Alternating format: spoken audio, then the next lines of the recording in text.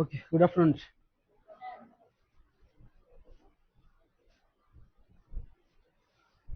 ಎಲ್ಲ ಹೊಸಬ್ರಾ ಇವತ್ತೇ ಬಂದಿರಿ. ಹಾಗಾದ್ರೆ ತಮ್ಗೆಲ್ಲರಿಗೂ ಕೂಡ ಏನಪ್ಪ ಅಂದ್ರೆ ಸಮರ್ಥ ಸ್ಟಡಿ ಸರ್ಕಲ್, ಹೌದಾ, ಈ ವಿದ್ಯಾರ್ಥಿಯ ಏನಪ್ಪ ಅಂತ ಶಿಕ್ಷಕರಿಗೆ ವಿಶೇಷವಾಗಿ ತರಬೇತಿ ನೀಡುವಂತ ಏಕೈಕ ಸಂಸ್ಥೆ ಗುಲ್ಬರ್ಗ ಒಳಗಡೆ ಇದು specially made up of teacher purpose. ಹೌದ್ರಿ, ನಿಮ್ದೆಲ್ಲರದು ಎಜುಕೇಶನ್ ಪಿ ಜಿನೋ ಯು ಜಿ ಪಿ ಜಿ ಮತ್ತೆ ಬಿ ಎಡ್ ಮುಗಿದಿರ್ಬೋದು. ಆಲ್ಮೋಸ್ಟ್ ಎಲ್ಲರದು ಟಿ ಇ ಟಿ ಪಾಸ್ ಆಗಿರ್ಬೋದು. ಹೌದ್ರಿ, ಎಷ್ಟು ಜನ ಟಿ ಇ ಟಿ ಕ್ಲಿಯರ್ ಮಾಡ್ಕೊಂಡಿದ್ದೀರಿ? T E T teacher eligibility test. ಹಾಂ, ಒಳ್ಳೇದು. ಮಿಕ್ಕಿದೆಲ್ಲ ಟಿ ಇ ಟಿ ಬರೀಬೇಕು. ಇತ್ತೀಚೆಗೆ ಬಿ ಎಡ್ ಮುಗಿಸೋರು ಎಷ್ಟು ಜನ ಇದ್ದೀರಿ? Just B Ed pass. Regular ಆಗಿ ಹೋಗಿದ್ರಿ? ರೆಗ್ಯುಲರ್ ಆಗಿ ಹೋಗಿ ಪಾಸ್ ಮಾಡ್ಕೊಂಡವರು ಏನು ಸುಮ್ಮನೆ ಎಕ್ಸಾಮ್ ಓದಿ ಪಾಸ್ ಮಾಡ್ಕೊಂಡವರು? ರೆಗ್ಯುಲರ್ ಹೋಗಿ ಎಕ್ಸಾಮ್ ಪಾಸ್ ಮಾಡ್ಕೊಂಡಿದ್ರಿ ಅಂದಾಗ ನಿಮ್ಗೆ ಯಾವುದೇ ಪ್ರಾಥಮಿಕ ವಿಚಾರಗಳು ಡಿಸ್ಕಷನ್ ಮಾಡೋದಾಗ ಅರ್ಥ ಇಲ್ಲ. ಯಾಕಂತಂದ್ರೆ ಒಬ್ಬ ಶಿಕ್ಷಾರ್ಥಿಗ ಅಥವಾ ಶಿಕ್ಷಕನಿಗೆ ಏನ್ ಬೇಕೋ ಅದನ್ನೆಲ್ಲನೂ ಆಲ್ರೆಡಿ ಕಲಿಸಿರ್ತಾರೆ. ಹೌದ್ರಿ, ಸರಿ. ಇಲ್ಲಿ ಬಂದಾಗ ಈಗ ನೀವುಗಳು ಎಕ್ಸಾಮ್ ಬರೆದು ಸಿ ಇ ಟಿ ಬರೆದು ಅಥವಾ T E T C E T ಎರಡೂ ಬರೆದು ಎಕ್ಸಾಮ್ನ ಪಾಸ್ ಮಾಡ್ಕೊಂಡು ನೌಕರಿ ತಗೋಬೇಕು. ಹೌದ್ರಿ, ಕೆಲವರು ಪಿ ಸಿ ಎಂ ಇದ್ರಿ, ಕೆಲವರು ಸಿ ಬಿ ಝೆಡ್ ಇರ್ಬೋದು. ಎಷ್ಟು ಜನ ಪಿ ಸಿ ಎಂ ಇದ್ರಿ, ಎಷ್ಟು ಜನ ಸಿ ಬಿ ಝೆಡ್ ಇದ್ರಿ? ಇಲ್ಲಿ P C M that guys made up of ಏನಂತಾರ ಮ್ಯಾಥಮೆಟಿಕ್ಸ್ ಟೀಚರ್ ಅಂತ ಹೇಳ್ಬಿಟ್ಟು. Mathematical science, biological science. Biological science ಎಷ್ಟು ಜನ ಇದ್ದೀರಿ? ಬಯಾಲಜಿಕಲ್ ಸೈನ್ಸ್ ಅಂದ್ರೆ chemistry, biology. C B Z ಓದೋರು? ಸಿ ಬಿ ಝೆಡ್ ಯಾರು ಓದಿಲ್ಲ? ಡಿಗ್ರಿ ಒಳಗೆ ಸಿ ಬಿ ಝೆಡ್ ಯಾರ್ದು ಇಲ್ರಿ? ಅಂದ್ರೆ ನೀವೆಲ್ಲ ಮ್ಯಾಥಮೆಟಿಕಲ್ ಬೇಸ್ನವ್ರೆ, ಹೌದಾ? ಸರಿ,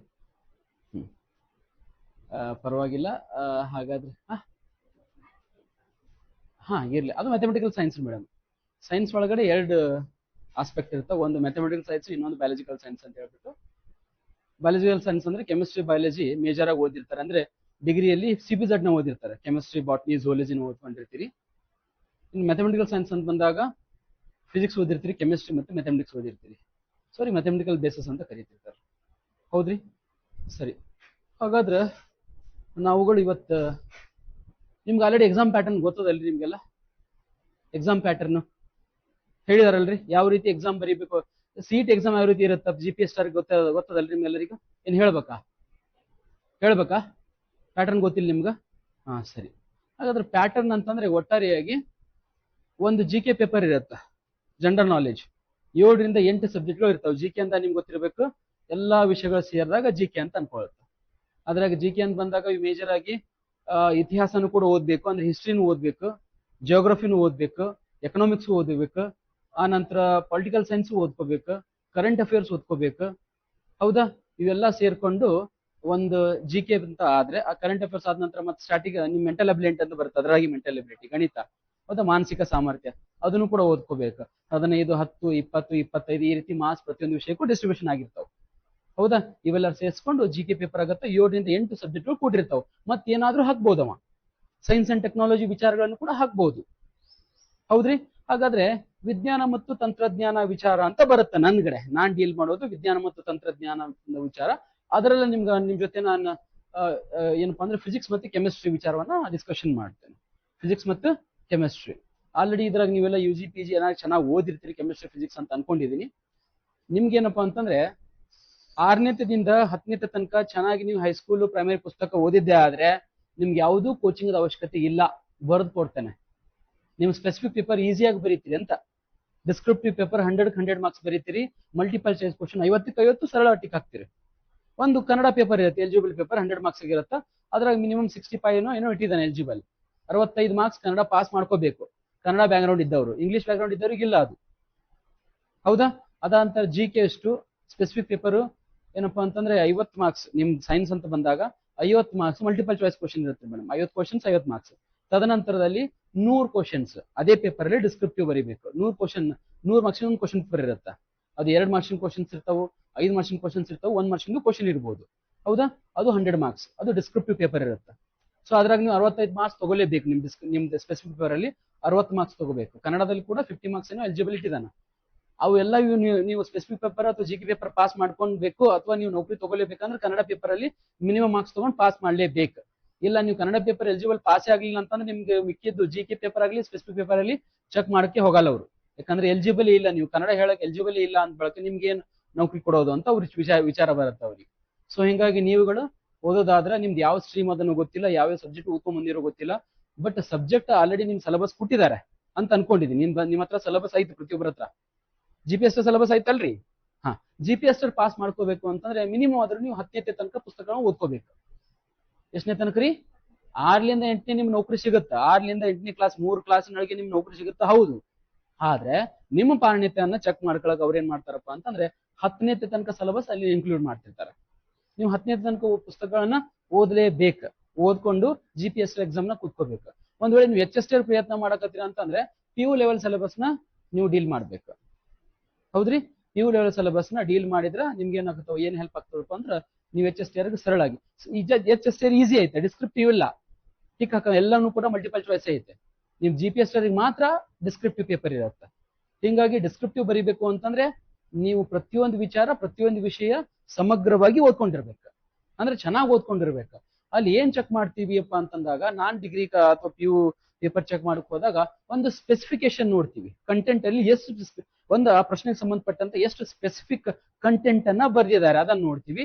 ಎರಡನೇದು ನೀಟ್ನೆಸ್ ಅನ್ನ ನೋಡ್ತೀವಿ, ಹೌದಾ. ಇವೆರಡೇ ಇದೇನಪ್ಪಾ ಅಂತಂದ್ರೆ ಟ್ರೆಂಡ್ ಮೇಲೆ ನಾವು ಪೇಪರ್ ವ್ಯಾಲ್ಯೂಷನ್ ಮಾಡುವಂತದ್ದು. ನಾನೇ ಆಗ್ಲಿ ಅಥವಾ ನನ್ಕಿಂತ ಸೀನಿಯರ್ ಆಗ್ಲಿ, ಒಂದು ಸ್ಪೆಸಿಫಿಕೇಶನ್, ಇನ್ನೊಂದು ನೀಟ್ನೆಸ್, ಇವೆರಡರ ಮೇಲೆ. ಕೆಲವೊಬ್ರು B.Ed ನಾಗ ಏನೇನೋ ಬರ್ದಿರ್ತಾರ, ಅದು ಪೇಪರ್ ಹೆಂಗ್ ಚೆಕ್ ಆಗ್ತದೆ ಎಂಬುದು ನನ್ಗೆ ಗೊತ್ತದ, ನಾನು ಹೇಳಂಗಿಲ್ಲ, ಹೌದಾ. ಸೊ ಹಿಂಗಾಗಿ ಏನಪ್ಪಾ ಅಂತಂದ್ರೆ ನೀವುಗಳು ಓದೋ ಟೈಮ್ನಲ್ಲಿ ಸರಿಯಾಗಿ ಓದಿದ್ರೆ ನಿಮ್ಗೆ ಯಾವುದೂ ತರಬೇತಿಯ ಅವಶ್ಯಕತೆ ಇರಲಿಲ್ಲ. ಸೊ ಅವಾಗ ಹಿಂದೆ ಮಾಡುವಂತ ತಪ್ಪು ಈಗಾದ್ರೂ ಮಾಡ್ಬೇಡ್ರಿ ದಯಮಾಡಿ.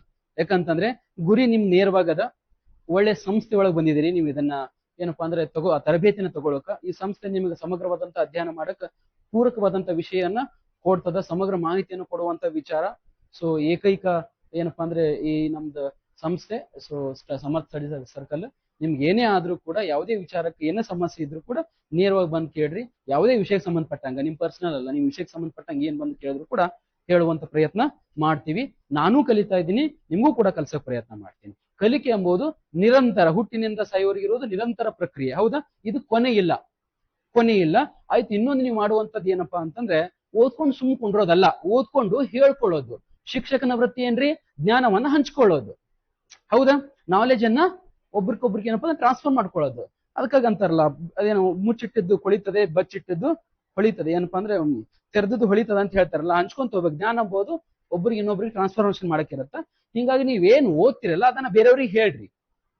ಬೆಸ್ಟ್ ವೆಪನ್ ಟು ಡಿಸ್ಕಷನ್ ಮಾಡೋದು. ನೀವೇನು ಓದಿರಿ ಅವ್ರಿಗೆ ಹೇಳ್ರಿ, ಅವ್ರೇನು ಓದಿರಿ ನಿಮ್ಗೆ ಹೇಳಿ. ಒಂದು ಕರೇಜ್ ಬರುತ್ತೆ. ನಿಮ್ ಏನ್ ಓದಿರಿ ಅಷ್ಟೊಂದು ನಿಮ್ ನೆನ್ಪೊಳಗಿಲ್ಲ ತಲೆಯಾಗ. ಸೈಕಾಲಜಿ ಏನ್ ಹೇಳ್ತದ, ನೀವು ಅಷ್ಟು ಒಂದು ಪೇಜ್ ಓದಿದಿರಪ್ಪ ಅಂತಂದ್ರೆ ಆ ಪೇಜ್ ಅಲ್ಲಿ ಒಂದು ಪ್ಯಾರಾಗ್ರಾಫ್ ನೆನ್ಪಿಟ್ಕೊಂಡ್ರು ಕೂಡ ನಿಮ್ಗೆ IQ ಪವರ್ ಭಾರಿ ಅಂದಂಗೆ, ಬೆಸ್ಟ್ IQ ಪವರ್ ಇದ್ದಂಗೆ. ಏನ್ರಿ, ಒಂದು ಪೇಜ್ ಓದಿದ್ರಿ, ಆ ಪೇಜ್ ಅಲ್ಲಿ ಒಂದು 4 ರಿಂದ 5 ಲೈನ್ಸ್ ನಿಮ್ ತಲೆಯಾಗ ನೆನ್ಪು ಉಳಿದಿದ್ವು ಅಂದ್ರೆ ಅದೇ ನಿಜವಾದ ಕಲಿಕೆ ಅಂತ ತತ್ವಜ್ಞಾನಿಗಳು ಹೇಳಲ್ರಿ. ಸೈಕಾಲಜಿ ಪೆಡಗೋಗಿದಾಗ ಬರ್ತದದು. ನಿಜವಾದ ಕಲಿಕೆ ಅಂತಂದ್ರೆ ನೀವು ಏನೆಲ್ಲ ಓದಿದಿರಿ, ಒಂದು ಪುಸ್ತಕ ಓದಿರಿ ಅಂತ ತಿಳ್ಕೊಡ್ರಿ, ಆ ಪುಸ್ತಕದಂಗ ನಿಮ್ಗೊಂದು 4-5 ಪೇಜ್ನೂ ನೆನ್ಪಿತ್ತು, ಕಂಟೆಂಟ್ ನೆನ್ಪಿತ್ತು ಅಂದ್ರೆ ನೀವು ನಿಜವಾದ ಕಲಿಕಾರ್ಥಿಗಳು ಅಂತ ಏನಪ್ಪಾ ಅಂತಂದ್ರೆ ಹೇಳ್ತಿರ್ತಾರೆ. ಸೊ ಹಿಂಗಾಗಿ ನೀವು ಎಲ್ಲಾ ಓದುದೆಲ್ಲ ತಲೆಗೆ ಉಳಿಬೇಕಂತೇನಿಲ್ಲ. ನಾವು ಮನುಷ್ಯರದ್ವಿ, ನಾವು ಮನುಷ್ಯರಂದ ಬಳಕ ನಮ್ಗೆಲ್ಲ ಓದುದು ನೆನ್ಪು ಹಾರ್ಲೇಬೇಕು. ನೆನ್ಪು ಹಾರದಾಗ ನಾವು ಮತ್ತೊಂದ್ಸರ ಅದಕ್ಕೆ ಪದೇ ಪ್ರಯತ್ನ ಮಾಡಕ್ ಸಾಧ್ಯ. ಇನ್ನೊಂದು ಹೇಳ್ತೀನಿ, ಯಾವಾಗ್ಲೂ ಕೂಡ failure is not A permanent ಎಂಬುದು ನಿಮ್ಗೆಲ್ಲ ಗೊತ್ತಿರಬೇಕು. Failure is not A permanent. Failure ಎಂಬುದು ಅಥವಾ ವಿಫಲ ಎಂಬುದು ಕ್ಷಣಿಕ ಮಾತ್ರ. ಒಂದ್ಸರಿ ಎಕ್ಸಾಮ್ ಬರ್ದು ಫೇಲ್ ಆದ್ರ ಪರವಾಗಿಲ್ಲ, ಎಲ್ಲಿ ಬಿದ್ದಿದ್ದೀರಿ, ಯಾವ ಸಬ್ಜೆಕ್ಟ್ನಾಗ ಸ್ಕೋರ್ ಮಾಡ್ಕೋಂಗಿಲ್ಲ, ಎಲ್ಲಿ ಹಿಡಿದಿದ್ದೀರಿ, ಅದ್ರಲ್ಲಿ ಮತ್ತೇನಪ್ಪಾ ರಿಕವರ್ ಮಾಡ್ಕೊಳ್ಳೋ ಪ್ರಯತ್ನ ಮಾಡ್ರಿ. ರಿಕವರಿ ಪ್ರಯತ್ನ ಮಾಡ್ಕೊಂಡು ಆ ಸಬ್ಜೆಕ್ಟ್ ಮೇಲೆ ಜಾಸ್ತಿ ಏನಪ್ಪಾ ಅಂತಂದ್ರೆ ಹಿಡಿದು ಸಾಧಿಸಿ ಮತ್ತೆ ಅದನ್ನ ಮತ್ತೊಂದ್ಸಲ ಎಕ್ಸಾಮ್ ಬರೀರಿ. ಯಾಕೆ ಪಾಸ್ ಆಗಲ್ಲ ನೋಡೋಣ. 100 ಸಲ ಫೇಲ್ ಆದ್ರೂ ಪರವಾಗಿಲ್ರಿ, ಒಂದ್ಸಲ ಪಾಸ್ ಆದ್ರೆ ಜೀವನ ಆಗ್ತದಲ್ರಿ. ಸೊ ಹಿಂಗಾಗಿ ಏನಪ್ಪಾ ಅಂತಂದ್ರೆ ನೀವುಗಳು ಯಾವುದೇ ವಿಚಾರ ಓದಕ್ ಹೋದ್ರೆ, ಯಾವುದೇ ವಿಷಯ ಓದೋದಕ್ಕಾದ್ರೆ ಸಮಗ್ರವಾದಂತ ಅಧ್ಯಯನ ಮಾಡೋಣ. ಯಾಕಂತಂದ್ರೆ ನಾವುಗಳು ಶಿಕ್ಷಕರಾಗುವಂತವ್ರು, ನಾವು ಭಾವಿ ಶಿಕ್ಷಕರು, ನಾವು ವಿದ್ಯಾರ್ಥಿಗಳನ್ನ ಮೌಲ್ಯಯುತವಾದ ಜೀವನವನ್ನು ಕೊಡಬೇಕು. ಮೌಲ್ಯಯುತವಾದಂತ ನೈತಿಕ ಕಲಿಕೆಯನ್ನು ಅವ್ರಿಗೆ ಹಾಕ್ಬೇಕು.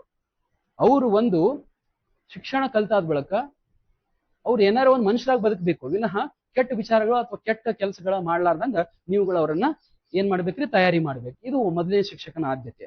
ಎರಡನೇದು ಏನಪ್ಪಾ ಅಂತಂದ್ರೆ ಪ್ರಾಯೋಗಿಕ ಕಲಿಕೆಗೆ ಜಾಸ್ತಿ ಒತ್ತು ಕೊಡ್ಬೇಕು. ಯಾವ ಕಲಿಕೆ ರೀ? ಪ್ರಾಯೋಗಿಕ, practical things. Science is nothing but practical things, ಹೌದಾ. ಏನ್ ಮಾಡ್ತಿರೋ ಅದನ್ನ ಮಾಡ್ತಾ ತೋರಿಸೋದು, ಮಾಡ್ತಾ ಹೇಳೋದು, ಅದು ಪ್ರಾಕ್ಟಿಕಲ್ ಥಿಂಗ್ಸ್ ಜಾಸ್ತಿ ಒತ್ತು ಕೊಡ್ಬೇಕು. ಹೌದಾ? ಮೂರನೇದು ಏನಪ್ಪಾ ಅಂತಂದ್ರೆ ಅವ್ರಿಗೆ ಮೌಲ್ಯಾಧಾರಿತ ಶಿಕ್ಷಣ ಕೊಡಬೇಕು, ನೈತಿಕ ಶಿಕ್ಷಣ ಕೊಡಬೇಕು, ಪ್ರಾಯೋಗಿಕ ಕಲಿಕೆ ಇರಬೇಕು. ಹೌದಾ? ಆ ನಂತರ ಕಲಿಕಾರ್ಥಿ ಮೂಲಕ ಅಥವಾ ವಿದ್ಯಾರ್ಥಿ ಕೇಂದ್ರಿತ ಕಲಿಕೆ ಕೊಡೋದು ಒಬ್ಬ ಶಿಕ್ಷಕನ ಮೆದುಳನ್ನಾಗ ಯಾವಾಗಲೂ ಇರಬೇಕು. ಯಾವ ಕೇಂದ್ರಿತ ರೀ? ವಿದ್ಯಾರ್ಥಿ ಕೇಂದ್ರಿತ. ನಿಮ್ ಕೇಂದ್ರಿತ ಅಲ್ಲ. ನೀವೇನ್ ಓದ್ಕೊಂಡಿರ್ತೀವಿ ನಿಮ್ ಸಿಸ್ಟಮ್ ಅನ್ನ ಅಲ್ಲಿ ಡೆವಲಪ್ಮೆಂಟ್ ಮಾಡಬಾರ್ದು. ವಿದ್ಯಾರ್ಥಿ ಯಾವ ತರದ ವಿದ್ಯಾರ್ಥಿ ಏನ್ ತರದ ಮೈಂಡ್ ಸೆಟ್ ಅತ್ತೆ ಒಂದು, ಆ ಮೈಂಡ್ ಸೆಟ್ ಗೆ ನೀವು ಹೋಗ್ಬೇಕು. ಆ ಬಾಟಮ್ ಲೆವೆಲ್ ನೀವು ಹೋಗ್ಬಿಟ್ಟು ವಿದ್ಯಾರ್ಥಿಯನ್ನ ಮೇಲೆತ್ತುವಂತ ಕೆಲಸ ಮಾಡ್ಬೇಕು. ಮಾಡ್ತಿರಲ್ರಿ? ಸರಿ. ಇವು ಮೊದಲು ನೀವು ಕಲ್ಕೋಬೇಕು. ಇವು ಆಲ್ರೆಡಿ ನಿಮ್ ಕಲ್ಸಿರ್ತಾರ. ನೀವು ನಿಮ್ ಕರ್ತವ್ಯ ಅದು ನೀವು ಮಾಡ್ಬೇಕು. ತದನಂತರದಲ್ಲಿ ಹುಡುಗರನ್ನ ಶಿಸ್ತು, ವಿಜ್ಞಾನ ಅಂದ್ರೆ ಶಿಸ್ತು. Science nothing but systematic study of anything, any subjects. ಹೌದಾ? ನೀವು PCM ಓದವ್ರೆ ಸೈನ್ಸ್, CBZ ಓದವ್ರೆ ಸೈನ್ಸ್ ಅಂತ ಏನಿಲ್ಲ. ನೀವು ಕಾಮರ್ಸ್ ಓದ್ರಿ, ನೀವು ಆರ್ಟ್ಸ್ ಓದ್ರಿ, ಯಾವುದೇ ವಿಚಾರ ತಗೊಳ್ರಿ, ಆ ವಿಚಾರವನ್ನ ನೀವು ಸಮಗ್ರವಾಗಿ ಶಿಸ್ತಿನಿಂದ ಕ್ರಮಬದ್ಧವಾದ ಅಧ್ಯಯನ ಮಾಡಿದ್ದೆ ಆದ್ರೆ ಅದು ವಿಜ್ಞಾನ ಅಂತ ಅನ್ಕೊಂತದೆ. ಹೌದಾ ಇಲ್ರಿ? ಹೌದಾ? ಸೈನ್ಸ್ ಅಂದ್ರೆ ಏನ್ರಿ ನಿಮ್ಗೆಲ್ಲ ನಿಮ್ಗೆ ಗೊತ್ತಿರುವಾಗ? What is mean by science? Sir ಏನ್ರಿ ಸರ್ ನಾವು ಮಾಸ್ಟರ್ ಆಗೋರು ನಮ್ಗೆ ಏನ್ ಬೇಸಿಕ್ಸ್ ಥಿಂಗ್ಸ್ ಕೇಳಕತ್ರಿ ಅಂತ ಗೊತ್ತಾಗಿಲ್ಲ. ಕೆಲವೊಬ್ಬರಿಗೆ ಅದೇ ಗೊತ್ತಿಲ್ಲ. ಬುಡ ಇರ್ಲಾದೇನು ಮೇಲೆ ಚಂಡಿ ಹತ್ತಕ್ಕೆ ಹೋಗಿ ಎಷ್ಟೋ ಜನ ಎಡವಿದನ್ನ ನೋಡಿದೀವಿ. ನಮ್ಮ ಇದ್ರದಾಗ ನಂಗೆ ಅನುಭವ 2017-18ರಿಂದ ನನ್ನ ಮಾಸ್ಟರ್ ಡಿಗ್ರಿ ಮುಗಿದಿದ್ದು 2016ರಲ್ಲಿ. ಆರ್ಗ್ಯಾನಿಕ್ ಕೆಮಿಸ್ಟ್ರಿ ನಂದು. Organic chemistry 2016 pass out. ಇಲ್ಲೇ ಗುಲ್ಬರ್ಗ ಯೂನಿವರ್ಸಿಟಿಯಲ್ಲಿ 80 ಮಂದಿಗೆ 18 ಜನ ಪಾಸ್ ಆಗಿದ್ವಿ 2016ರಲ್ಲಿ. 80 ಮೆಂಬರ್ಸ್ ಅಲ್ಲಿ 18 ಮೆಂಬರ್ಸ್ ಪಾಸ್ ಆಗಿದ್ವಿ. ಅದ್ರಾಗ 12 ಜನ ಹುಡುಗಿಯರಿದ್ರು, ರಿಮೈನಿಂಗ್ ನಾವು ಇದ್ವಿ ಪಾಸ್ ಆದವರು. ಸೊ ಇದ್ವಿ ಹೆಂಗೋ ಪಾಸ್ ಆದ್ವಿ. ತದನಂತರದಲ್ಲಿ ನಮ್ಗೆ ಏನ್ ಹೇಳಿದ್ರು ಅಂತಂದ್ರ, ಡಿಗ್ರಿ ಮುಗಿಸ್ರು ನೌಕರಿ ಆಗ್ತು ಅಂತ ಹೇಳಿದ್ರು. ನೌಕರಿ ಅಂತ ಯಾರು ಕೊಟ್ಟಿಲ್ಲ. PG ಮುಗಿಸ್ರಿ ಅಂತ ಹೇಳಿದ್ರೆ ನನ್ನ ಫೇವ್ರೇಟ್ ಸಬ್ಜೆಕ್ಟ್ ಬಂದ್ಬಿಟ್ಟು ಬಾಟ್ನಿ ಝೂಲಜಿ ಇತ್ತು. ಯಾಕಂದ್ರೆ CBZ ಕ್ಯಾಂಡಿಡೇಟ್ ನಾನು. ಬಾಟ್ನಿ ಝೂಲಜಿ ಇತ್ತು. ಆ ನಂತರ ಬಾಟ್ನಿ ಝೂಲಜಿ ಇರೋದ್ರಿಂದ ನಾನು ಬಾಟ್ನಿ ಅಥವಾ ಝೂಲಜಿ ತಗೊಂಬಂದು ಓದ್ಕೋಬೇಕಂತ ನಂದಿತ್ತು. ಬಟ್ ಒಬ್ಬ ಈ ಬಾಟ್ನಿ ಲೆಕ್ಚರರೇ ರಾಜಾ ಸಮರ್ಸೇನ್ ಮೋದಿ ಅಂತ ಹೇಳ್ಬಿಟ್ಟು ಗೊತ್ತಿಲ್ಲ ನೀವೆಲ್ಲ PCM ಬ್ಯಾಕ್ಗ್ರೌಂಡ್. ಆ ಮೋದಿ ಸರ್ ಬಂದ್ಬಿಟ್ಟು ನನಗೆ ಕೆಮಿಸ್ಟ್ರಿನ ಹಚ್ಚಿದ್ರೆ 3 ಸೀಟ್ ಹತ್ತಿದ್ವು ನನ್ನ ಪರ್ಸೆಂಟೇಜ್. ಈಗ CBZ 3 ಅಪ್ಲಿಕೇಶನ್ ಹಾಕಿದ್ದೆ, 3 ಸೀಟ್ ಹತ್ತಿದ್ರಿಂದ ಕೆಮಿಸ್ಟ್ರಿ ಮಾಡಿಸಿದ್ರು ನನಗೆ ಅವರು. ಕೆಮಿಸ್ಟ್ರಿ ಕಲ್ತ್ವಿ, ಕೆಮಿಸ್ಟ್ರಿ ಪಾಸ್ ಆದ್ವಿ. ಆಕ್ಚುಲಿ ನಾನು ಕೆಮಿಸ್ಟ್ರಿ PUC ಕೆಮಿಸ್ಟ್ರಿಯಲ್ಲಿ ಫೇಲ್ ಆದಂತ ವ್ಯಕ್ತಿ. ಏನ್ ಹೇಳ್ರಿ? PUC ಕೆಮಿಸ್ಟ್ರಿಯಲ್ಲಿ ಫೇಲ್ ಆದಂತ ವ್ಯಕ್ತಿ. ನಮ್ ಕಡೆ ಏನಂತ ಕರೀತಾರ ಅಂತಂದ್ರೆ, ಎಲ್ಲಿ ಬಿದ್ದೀವಿ ಅಲ್ಲೇ ಜಾಡ್ಸ್ಕೊಂಡು ಹೇಳ್ಬೇಕಂತ ಹೇಳ್ತಾರೆ.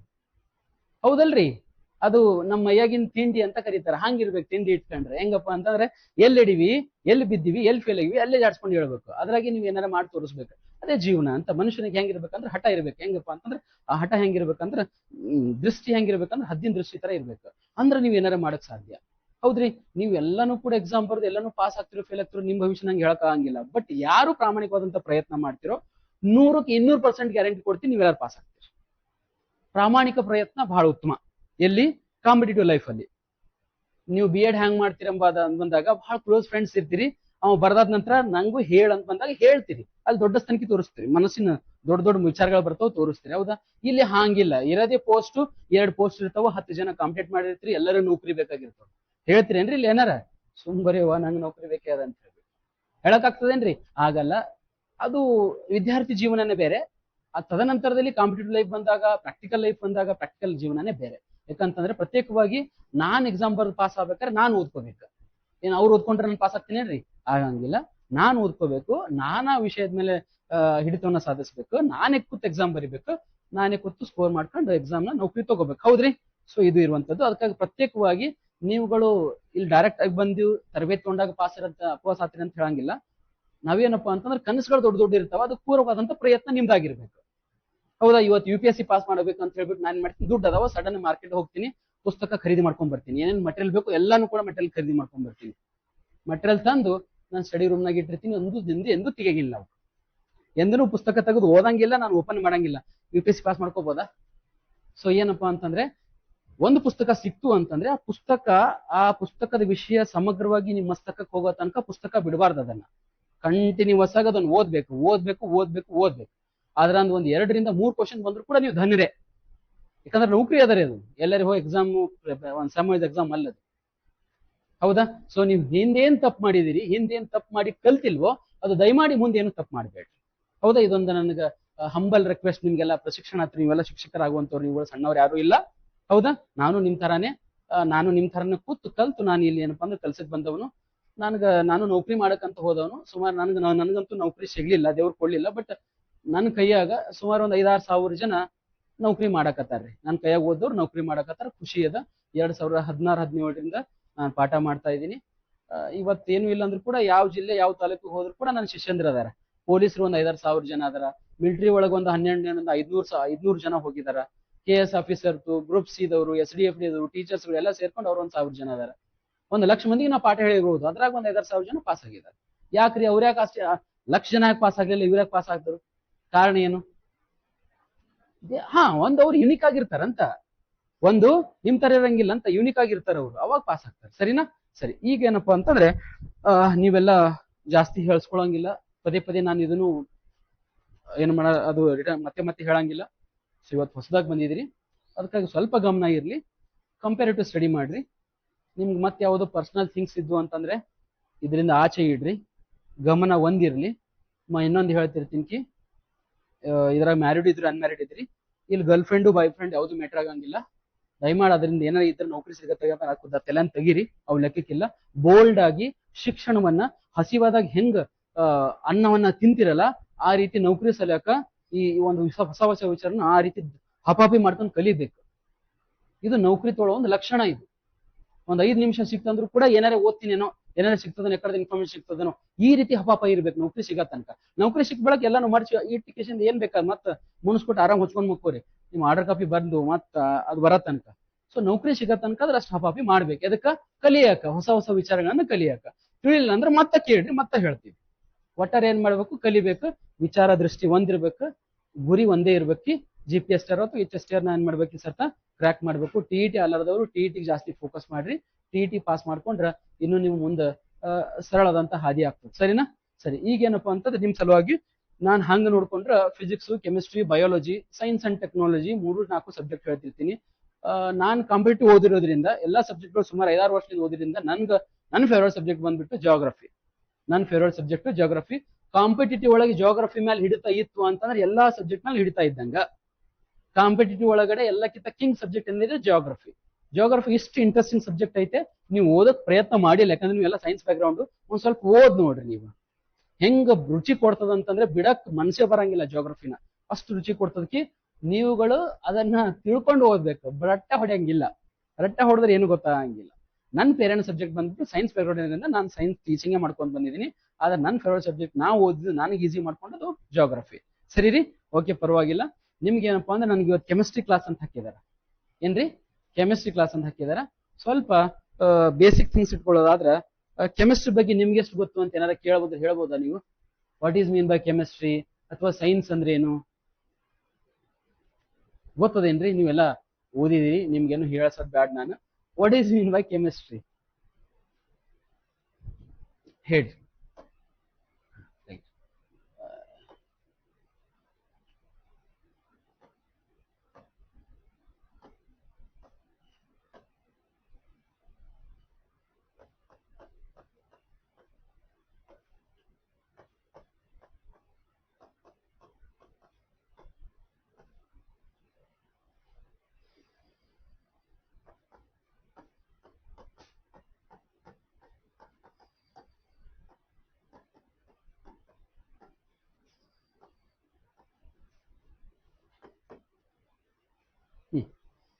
ಕೆಮಿಸ್ಟ್ರಿ ಅಂದ್ರೆ ಏನು?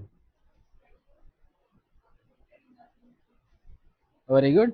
Study of organic and inorganic things. Okay, very good. What is inorganic and organic? Simple ಆಗಿ ಹೇಳ್ತೀನಿ, ಕೇಳ್ಕೊಂತ ಹೋಗ್ರಿ. ಯಾವುದು ಡಿಫಿಕಲ್ಟಿ ಫೀಲ್ ಮಾಡ್ಕೋಬೇಡ್ರಿ. ಕೆಮಿಸ್ಟ್ರಿ ಅಂದ್ರೆ ಲೈಫ್, ಕೆಮಿಸ್ಟ್ರಿ ಅಂದ್ರೆ wonderful, chemistry is a mysterious, chemistry is a colourful, chemistry is A universe. ತಿಳ್ಕೊಬೇಕು. Chemistry ಇಲ್ದೇನೆ ನಾವು ಬದುಕಕ್ಕೂ ಸಾಧ್ಯ ಇಲ್ಲ, ಸತ್ರು ನಾವು ಹತ್ತು ಹೋಗಕ್ಕೂ ಸಾಧ್ಯವಿಲ್ಲ. ಆ ರೀತಿ ಇರುವಂತದ್ದು ಒಂದು ಬೃಹತ್ ಆಕಾರದ ಅತ್ಯಂತ ಎಷ್ಟಪ್ಪ ಅಂತಂದ್ರೆ ಎಷ್ಟು ಓದಿದ್ರು ಕೂಡ ಕಮ್ಮಿನೇ ಇರುವಂತ ಸಬ್ಜೆಕ್ಟ್ ಯಾವುದು? ಕೆಮಿಸ್ಟ್ರಿ. ಕೆಮಿಸ್ಟ್ರಿ ನಾವು ಏನ್ ಆಕ್ಟಿವಿಟಿ ಮಾಡ್ತೀವಲ್ಲ ಆ ಆಕ್ಟಿವಿಟಿ ಹಿಂದ್ಗಡೆ ಇದ್ದು ಆ ಆಕ್ಟಿವಿಟಿನ ಸರಿಯಾಗಿ ಮಾಡ್ಕೊಳಕ್ ಸಹಾಯ ಮಾಡುವಂತ ಸಬ್ಜೆಕ್ಟೇ ಕೆಮಿಸ್ಟ್ರಿ. ಹೌದಾ? Chemistry things of deal with a matter ಅಂತ ಕರಿತೀವಿ. ಏನ್ ಹೇಳ್ರಿ? Branch of science with deals with study of an matter ಅಂತ ಕರಿತೀವಿ. ಮ್ಯಾಟರ್. ಮ್ಯಾಟರ್ ಅಂತಂದ್ರೆ ಕನ್ನಡದಲ್ಲಿ ದ್ರವ್ಯ ಅಂತ ಕರೀತಾರೆ. ಏನ್ ಕರಿತೀವ್ರಿ? ದ್ರವ್ಯ ಅಥವಾ ಮ್ಯಾಟರ್. ದ್ರವ್ಯ ಅಂತಂದ್ರೆ ಏನು? What is mean by matter?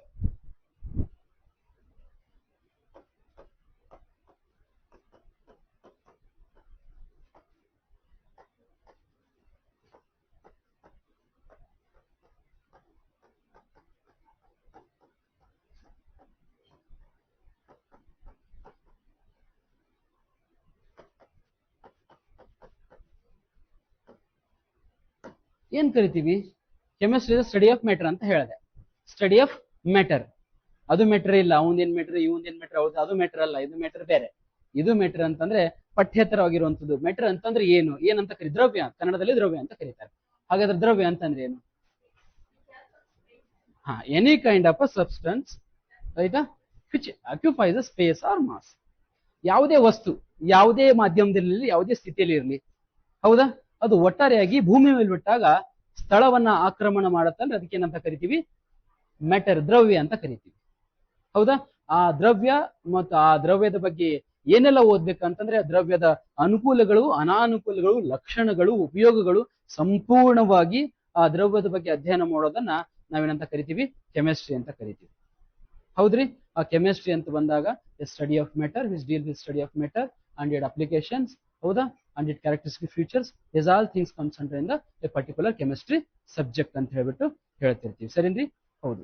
ಹಾಗಾದ್ರೆ ಈಗ ಮೆಟರ್ ಆಯ್ತು. ಮೆಟರ್ ಆದ ನಂತರ ಇನ್ನೊಂದು basic subject, what is mean by element ಅಂತ ಗೊತ್ತದನ್ರಿ? What is element?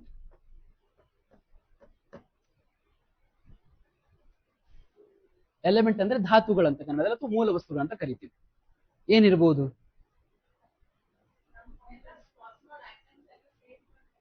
Very good. ಮತ್ತೆ elements are nothing but a fundamental unit of an matters ಅಂತ ಕರಿತೀವಿ. Fundamental or structural and functional unit of an matter ಅಂತ ಕರಿತೀವಿ. ಏನಂತ ಹೇಳ್ರಿ? Element ಅಂದ್ರೆ ಧಾತುಗಳಂತ ಹೇಳ್ಬಿಟ್ಟು ಅಥವಾ ಮೂಲ ವಸ್ತುಗಳಂತ ಕರಿತೀವಿ. ಒಂದು ವಸ್ತುವಿನ ಮೂಲಭೂತ ಘಟಕ ಅಂತ ಕರೀತಾರೆ. ಒಂದು ವಸ್ತುವಿನ ಮೂಲಭೂತ ಘಟಕವನ್ನ ಧಾತುಗಳಂತ ಕರಿತೀವಿ. ರಸಾಯನಶಾಸ್ತ್ರದಲ್ಲಿ ಒಟ್ಟಾರೆಯಾಗಿ ಎಷ್ಟು ಧಾತುಗಳದಾವ್ರಿ? 118 ಧಾತುಗಳದಾವ. ಅವೇ ಕೊನೆಯಲ್ಲ, ಅವುಗಳು ಇನ್ನಷ್ಟು ಧಾತುಗಳು ಇನ್ನು comes under then the discover ಅಂತ ಹೇಳ್ತಿರ್ತೀವಿ. ಇನ್ನು ಅನ್ವೇಷಣೆಯಲ್ಲಿರುವಂತ ಅನೇಕ ಧಾತುಗಳದಾವ. ಅವು ಕೃತಕವಾಗಿ ಇರಲಿ ಅಥವಾ ನೈಸರ್ಗಿಕವಾಗಿ ಇರಲಿ, ಒಟ್ಟಾರೆಯಾಗಿ ಈಗ ಪ್ರಚಲಿತ ಇರುವಂತಹ ಧಾತುಗಳ ಸಂಖ್ಯೆ ಎಷ್ಟು? ಆಧುನಿಕ ಆವರ್ತಕ ಕೋಷ್ಟಕದಲ್ಲಿ 118 ಧಾತುಗಳದಾವ. ಎಷ್ಟದಾವ್ರಿ? 118 ಧಾತುಗಳದಾವ. ಮೊದಲನೇ ಧಾತು, ಮೊದಲನೇ ಸದಸ್ಯನೇ ಯಾರು? ಹೈಡ್ರೋಜನ್, ಸೋಕಾಲ್ಡ್ ಜಲಜನಕ ಅಂತ ಕರಿತೀವಿ. ಒಟ್ಟಾರೆಯಾಗಿ ಪ್ರಕೃತಿಯಲ್ಲಿ ಅತಿ ಹೆಚ್ಚಾಗಿ ಸಿಗುವಂತ ಅನಿಲ ಏನಾರ ಇದ್ರೆ ಜಲಜನಕ ಅಂತ ಗೊತ್ತಿಲ್ಲ. ಪ್ರಕೃತಿಯಲ್ಲಿ ಅಲ್ಲ, ಬ್ರಹ್ಮಾಂಡದಲ್ಲೇ. ಇದು ಎಕ್ಸಾಮ್ ನಾಗ ಬಂದಿದೆ, ಕೆಪಿಎಸ್ಸಿ ಗ್ರೂಪ್ ಸಿ ಬಂದಿರುವಂತ ಎಕ್ಸಾಮ್. ಇದು ಬ್ರಹ್ಮಾಂಡದಲ್ಲೇ ಅತಿ ಹೆಚ್ಚಾಗಿರುವಂತಹ ಅನಿಲ ಯಾವುದು ಅಂತ ಕೇಳಿದ್ದಾನೆ. ಬ್ರಹ್ಮಾಂಡದಲ್ಲೇ ಅತಿ ಹೆಚ್ಚಾಗಿರುವಂತಹ ಅನಿಲ ಯಾವುದು? ಎರಡನೇ ಕ್ವಶನ್ ಇತ್ತು, ಪ್ರಕೃತಿಯಲ್ಲಿ ಅಂದ್ರೆ ವಾತಾವರಣದಲ್ಲಿ ಅತಿ ಹೆಚ್ಚಾಗಿರುವಂತ ಅನಿಲ ಯಾವುದು? ತದನಂತರ ನಮ್ಮ ದೇಹದಲ್ಲಿರುವಂತ ಅತಿ ಹೆಚ್ಚಾಗಿರುವಂತ ಅನಿಲ ಯಾವುದು? ಇದು ಒಂದು ಕ್ವಶನ್ ಫಾರ್ ಕೆಎಸ್ ಪ್ರಿಲಿಮ್ಸ್. ಒಂದು ಕ್ವಶನ್ ಕೆಳಗಡೆ A B C D E ಅಂತ ಕೊಟ್ಟು ಕೆಳಗಡೆ ಮತ್ತೆ ಹೇಳಿಕೆ ಕೊಟ್ಟಿರ್ತಾನೆ. ಎ ಬಿ ಸರಿಯಾಗಿವೆ, ಎ ಬಿ ಸಿ ಸರಿಯಾಗಿವೆ, ಬಿ ಮಾತ್ರ ಸರಿಯಾಗಿದೆ, ಬಿ ಸಿ ಡಿ ಸರಿಯಾಗಿದೆ, ಮೇಲಿನ ಯಾವುದು ಅಲ್ಲ, ಎಲ್ಲಾನು ಹೋದ್ವು, ಮೇಲಿನ ಯಾವುದು ಅಲ್ಲ ಅಂತ ಕೊಟ್ಟಿರ್ತಾನೆ. ಸೊ ಇದು ಗ್ರೂಪ್ ಸಿ ಲೆವೆಲ್ ನಿಮ್ಗೆ ಡಿಗ್ರಿ ಮೇಲೆ ಕೊಡುವಂತ ಪ್ರಶ್ನೆಗಳಿಗೆ ಈ ರೀತಿ ಕೊಟ್ಟಿರ್ತಾನೆ. ಹಾಗಾಗಿ ನೀವು ಏನೇ ಓದ್ರು ಕೂಡ ನಮ್ನ ಏನ್ ಹೇಳಕತ್ತೀನಿ ಅಂದ್ರೆ ಸಮಗ್ರವಾದ ಮಾಹಿತಿಯನ್ನು ಪಡ್ಕೋಬೇಕು. ಶಿಕ್ಷಕನಾದವನು ಸಮಗ್ರವಾದಂತ ಮಾಹಿತಿ ಪಡೆದು ಎದುರಿನವನಿಗೆ ಅರ್ಧ ಹೇಳಿದ್ರು ಪರವಾಗಿಲ್ಲ, ಟೀಚರೇ. ಬಟ್ ನೀವೇನ್ ಆಡಬೇಕು? ಅವ್ರು ಏನ್ ಕೇಳ್ತಾರೋ ಗೊತ್ತಿಲ್ಲ, ನಾನು ಪುಸ್ತಕ ಓದಿ ಎಷ್ಟು ಕಲ್ತಿನೋ ಬಿಟ್ಟಿನೋ ಗೊತ್ತಿಲ್ಲ, ಬಟ್ ನಿಮ್ಲಿಂದ ನಿಮ್ ಪಾಠ ಸೋಕಾಲ್ಡ್ ಪ್ರಶಿಕ್ಷಣಾರ್ಥಿ ಹೇಳೋದ್ರಿಂದ ನಾವು ಬಹಳಷ್ಟು ಕಲ್ತೀನಿ. ಯಾಕಂತಂದ್ರೆ ಎಲ್ಲಿಂತಂದು ಏನ್ ಹಾಕ್ತಾರೋ ಗೊತ್ತಿಲ್ಲ ಬಾಂಬು, ಅದಕ್ಕೆ ನಾವು ಹೇಳಲೇಬೇಕು. ಹೇಳಿ ಅಂದ್ರೆ ನಡೆಯಂಗೆ ಇಲ್ಲ. ಸೊ ಹಿಂಗಾಗಿ ಅವಾಗ ಏನಪ್ಪಾ ಅಂದ್ರೆ ನಮ್ಗೆ ಎಚ್ಚರ ಆಗೋದೇನಪ್ಪಾ ಅಂತಂದ್ರೆ ಹುಡುಗರು ಏನ್ ಬಿ ಕೇಳ್ಬಹುದು, ಅದಕ್ಕೆ ನಾವು ಗೊತ್ತಿದ್ದು ಉತ್ತರ ಹೇಳಲೇಬೇಕು ಅನಿವಾರ್ಯ ಕಾರಣಕ್ಕೆ ಅಂದಾಗ. ಸೊ ಮನುಷ್ಯ ಜ್ಞಾನವನ್ನು ಹಂಚ್ಕೊಡ್ದ ಬೆಳಿತಾನ ಅಂತ ಹೇಳ್ತಾನಲ್ರಿ. ಸೊ ಇದಕ್ಕೆ ಒಂದು ಉದಾಹರಣೆ ಅಂತ. ಹೌದಾ? ಮನುಷ್ಯ ಇನ್ನೊಂದು 1 to 1 ಮಾಡೋದ್ರಿಂದ, ಸೈನ್ಸ್ ಅಂತ ಬಂದಾಗ ಡೆಬಿಟ್ ಮಾಡೋದ್ರಿಂದ ಹೆಚ್ಚಿಗೆ ವಿಷಯನ ಕಲೆ ಹಾಕಬಹುದು ಅಂತ ಹೇಳ್ಬಿಟ್ಟು. ಮತ್ತೆ ಇನ್ನೊಂದು ನೆನ್ಪಿಟ್ಕೊಡ್ರಿ, ನೀವು ಗೌರ್ಮೆಂಟ್ ನೌಕರಿ ಬೇಕು ಅಂದ್ರೆ ಗೌರ್ಮೆಂಟ್ ಪುಸ್ತಕನೇ ಬೇಕು ನಿಮ್ಗ. ಏನ್ ಹೇಳ್ರಿ? ಗೌರ್ಮೆಂಟ್ ನೌಕರಿನ ಗೌರ್ಮೆಂಟ್ ಪುಸ್ತಕ ಓದ್ಲಾರ್ದೆ ಗೌರ್ಮೆಂಟ್ ನೌಕರಿ ತಗೋತೀನಿ ಅನ್ನೋರು ಮೂರ್ಖರು. ಆಥರ್ಗಳು ಎಲ್ಲರೂ ಕೂಡ ಆಥರ್ಗಳು ಏನನ್ನ ರೆಫರ್ ಮಾಡ್ತಾರಪ್ಪ ಅಂದ್ರೆ ಗೌರ್ಮೆಂಟ್ ಪುಸ್ತಕನೇ ರೆಫರ್ ಮಾಡ್ತಾರೆ. ಒಬ್ಬ ಆಥರ್ ಬಂದದನ್ನ, ಸೋಕಾಳ್ ಒಳ್ಳೊಳ್ಳೆ ಆಥರ್ಸ್ಗಳದಾರ, ಹೆಸರು ಹೇಳೋದ್ ಬೇಡ, ಒಂದೇ ತಗೋತೀನಿ, ಜಿಯೋಗ್ರಫಿ ರಂಗನಾಥ ಅಂತ ತಗೋತೀನಿ ಅಂತ ತಿಳ್ಕೊಡ್ರಿ. ಅವ್ರೀಗ ಮೂಲ ಏನು ಅಂತ ಒಳ್ಳೆ ಒಂದು ಪುಸ್ತಕನ ಔಟ್ಪುಟ್ ಮಾಡಿ ಜಿಯೋಗ್ರಫಿ ಪುಸ್ತಕನ ಹೊರ ತೆಗೆದಿದ್ದಾರೆ ಅಂದ್ರೆ ಮೂಲ ಏನು? ನಿಮ್ ಪುಸ್ತಕ ರೀ, ಗೌರ್ಮೆಂಟ್ ಪುಸ್ತಕಗಳು. ನೀವು ಅಪ್ ಟು 6ನೇತಿನಿಂದ 12ನೇ ತನಕ ಇರುವಂತ ಆರ್ಟ್ಸ್ ಪುಸ್ತಕಗಳನ್ನ ರೆಫರ್ ಮಾಡಿ ಒಂದ್ ಒಳ್ಳೆ ಪುಸ್ತಕನ ಹೊರಗೆ ತಗೊಂಡ್ಬಂದಿದ್ದಾರೆ. ಸೊ ಹಿಂಗಾಗಿ ಅಂತ ಒಳ್ಳೊಳ್ಳೆ ಆದರ್ಶ ಗೌರ್ಮೆಂಟ್ ಪುಸ್ತಕನ ಓದ್ತಾರ ಅಂತಂದ್ರೆ ನೀವುಗಳು ಇನ್ನ ಕಲಿಕಾರ್ಥಿಗಳು ನೀವೇನೇನು ಓದ್ಬಾರ್ದು, ಏನ್ ಓದ್ಬೇಕು, ಹೌದಲ್ರಿ? ಹಾಗಾಗಿ ನೀವುಗಳು ಪ್ರಥಮ ಆದ್ಯತೆ ಎದಕ್ಕೆ ಕೊಡ್ಬೇಕ್ರಿ? ಗೌರ್ಮೆಂಟ್ ಪುಸ್ತಕಗಳಿಗೆ ಕೊಡ್ಬೇಕು. I hope do it well. ಹೌದಾ? ಮಾಡ್ತಿರಲ್ಲ?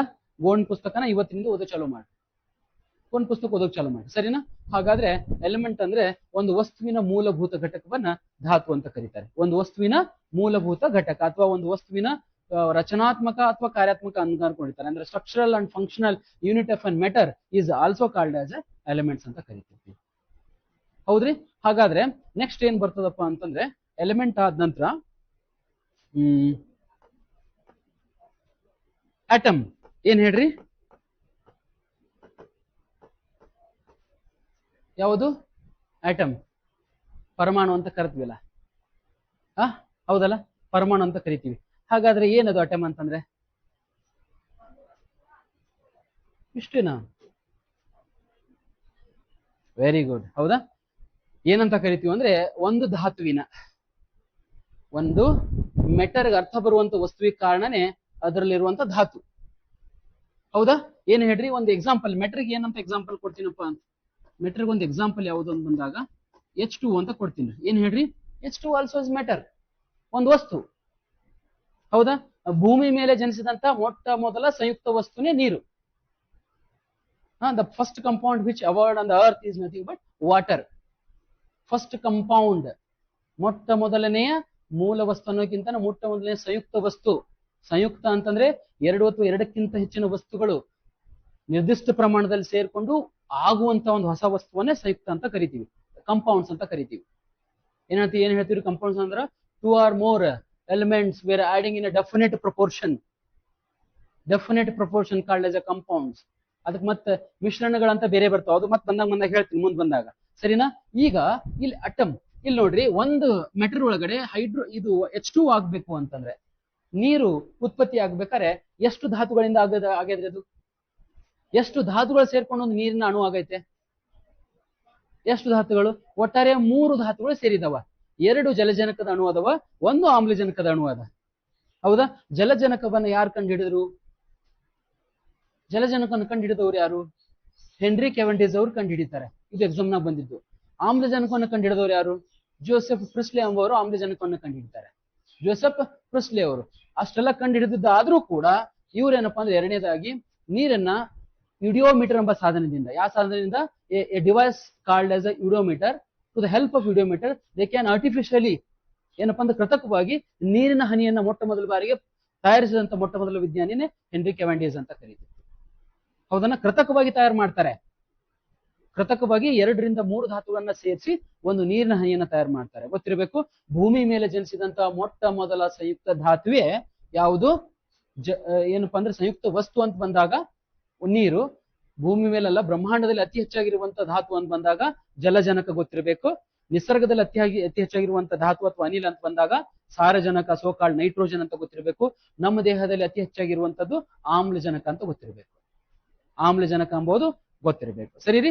ಇವು ಏನಪ್ಪಾ ಅಂದ್ರೆ ಬೇಸಿಕ್ ಆಗಿ ಆಲ್ರೆಡಿ ಕೇಳಿರುವಂತದ್ದು 2010 ಏನಪ್ಪಾ ಅಂತಂದ್ರೆ 2002ರಿಂದ ಅಲ್ಲ, 2001ರಿಂದ ಇಲ್ಲಿ ತನಕ ಸುಮಾರು 7 ಸಲ GPS ಎಕ್ಸಾಮ್ ನಡೆಸಿದಾನ. ಅವೆಲ್ಲವೂ ಕ್ವಶನ್ ಪೇಪರ್ ಡಿಸ್ಕಷನ್ ಮಾಡೋಣ ಆಫ್ಟರ್ ಯುವರ್ ಈ ಕೋರ್ಸ್ ಕಂಪ್ಲೀಟ್ ಆದಾಗ, ಅವನು ಮಾಡೋಣ, ಅಥವಾ ಆನ್ಲೈನ್ ಆದ್ರೂ ನಿಮ್ಗೆ ಹೆಲ್ಪ್ ಆಗಂಗೆ ಏನಾರ ಮಾಡೋಣ. ಒಟ್ಟಾರೆ ನೀವು ಓದ್ಬೇಕು ಅಂತಂದ್ರೆ ಒಟ್ಟಾರೆ ಫಸ್ಟ್ ನಿಮ್ಮಲ್ಲಿ ಒಂದು ಪಿಕ್ಚರ್ ಇರಬೇಕು, ಯಾವ ತರ ಓದ್ಬೇಕು ಅಂತ ಹೇಳ್ಬಿಟ್ಟು. ಆ ಪಿಕ್ಚರ್ ನಿಮ್ಗೆ ಕ್ಲಾರಿಟಿ ಸಿಗೋದೆ ಓಲ್ಡ್ ಕ್ವಶನ್ ಪೇಪರ್ ಗಳಿಂದ. ಎಲ್ಲಿಂದ ಬರುತ್ತ್ರಿ? Old question papers. You must be solve the old question paper. ಈಗ ಡೈರೆಕ್ಟ್ ಆಗಿ ಹಿಡಿದ್ರೆ ಎಲ್ಲಾನು ಡಿಫಿಕಲ್ಟಿ ಫೀಲ್ ಆಗ್ತದೆ. ಈಗಲ್ಲ, ನೀವು ಕಲ್ತಾದ ಬಳಕ ಆ ವಿಷಯನ ಎಲ್ಲಾನು ಕೂಡ ಅನುಕೂಲಕರವಾಗಿ ನೀವು ಕಲ್ತಾದ ಬಳಕ ಕ್ವಶನ್ ಪೇಪರ್ನ ಕೈಯಾಗಿ ಹಿಡಿಯಿರಿ. ಅಥವಾ ನಾನು ಪ್ರತ್ಯೇಕವಾಗಿ ಒಂದು ಯೂನಿಟ್ ಮುಗೀತು ಅಂದ್ರೆ ಯೂನಿಟ್ ಮೇಲೆ ಏನ್ ಮಾಡ್ತೀನಿ, ಕೆಲವೊಂದು ಕ್ವಶನ್ ರೈಸ್ ಮಾಡ್ತೀನಿ. ಸೋ ಕಾಲ್ಡ್ ಕ್ವಿಜರ್ ಅನ್ನ ಅಥವಾ ಒಂದು ಯೂನಿಟ್ ಎಕ್ಸಾಮಿನರ್ ಅನ್ನ ಮಾಡೋಣ. ಅದನ್ನು ಕೂಡ ಎಕ್ಸಾಮ್ ಸ್ಟೆಪ್ ಬೈ ಸ್ಟೆಪ್ ಮಾಡುವಂತ ಪ್ರಯತ್ನ ಮಾಡೋಣ. ಹೌದಾ? ಸರಿ. ಹಾಗಾದ್ರೆ ಇಲ್ಲಿ ಅಟಮ್ ಅಂತ ಬಂತು. ಅಟಮ್ ಅಂತಂದ್ರೆ ಏನ್ರಿ?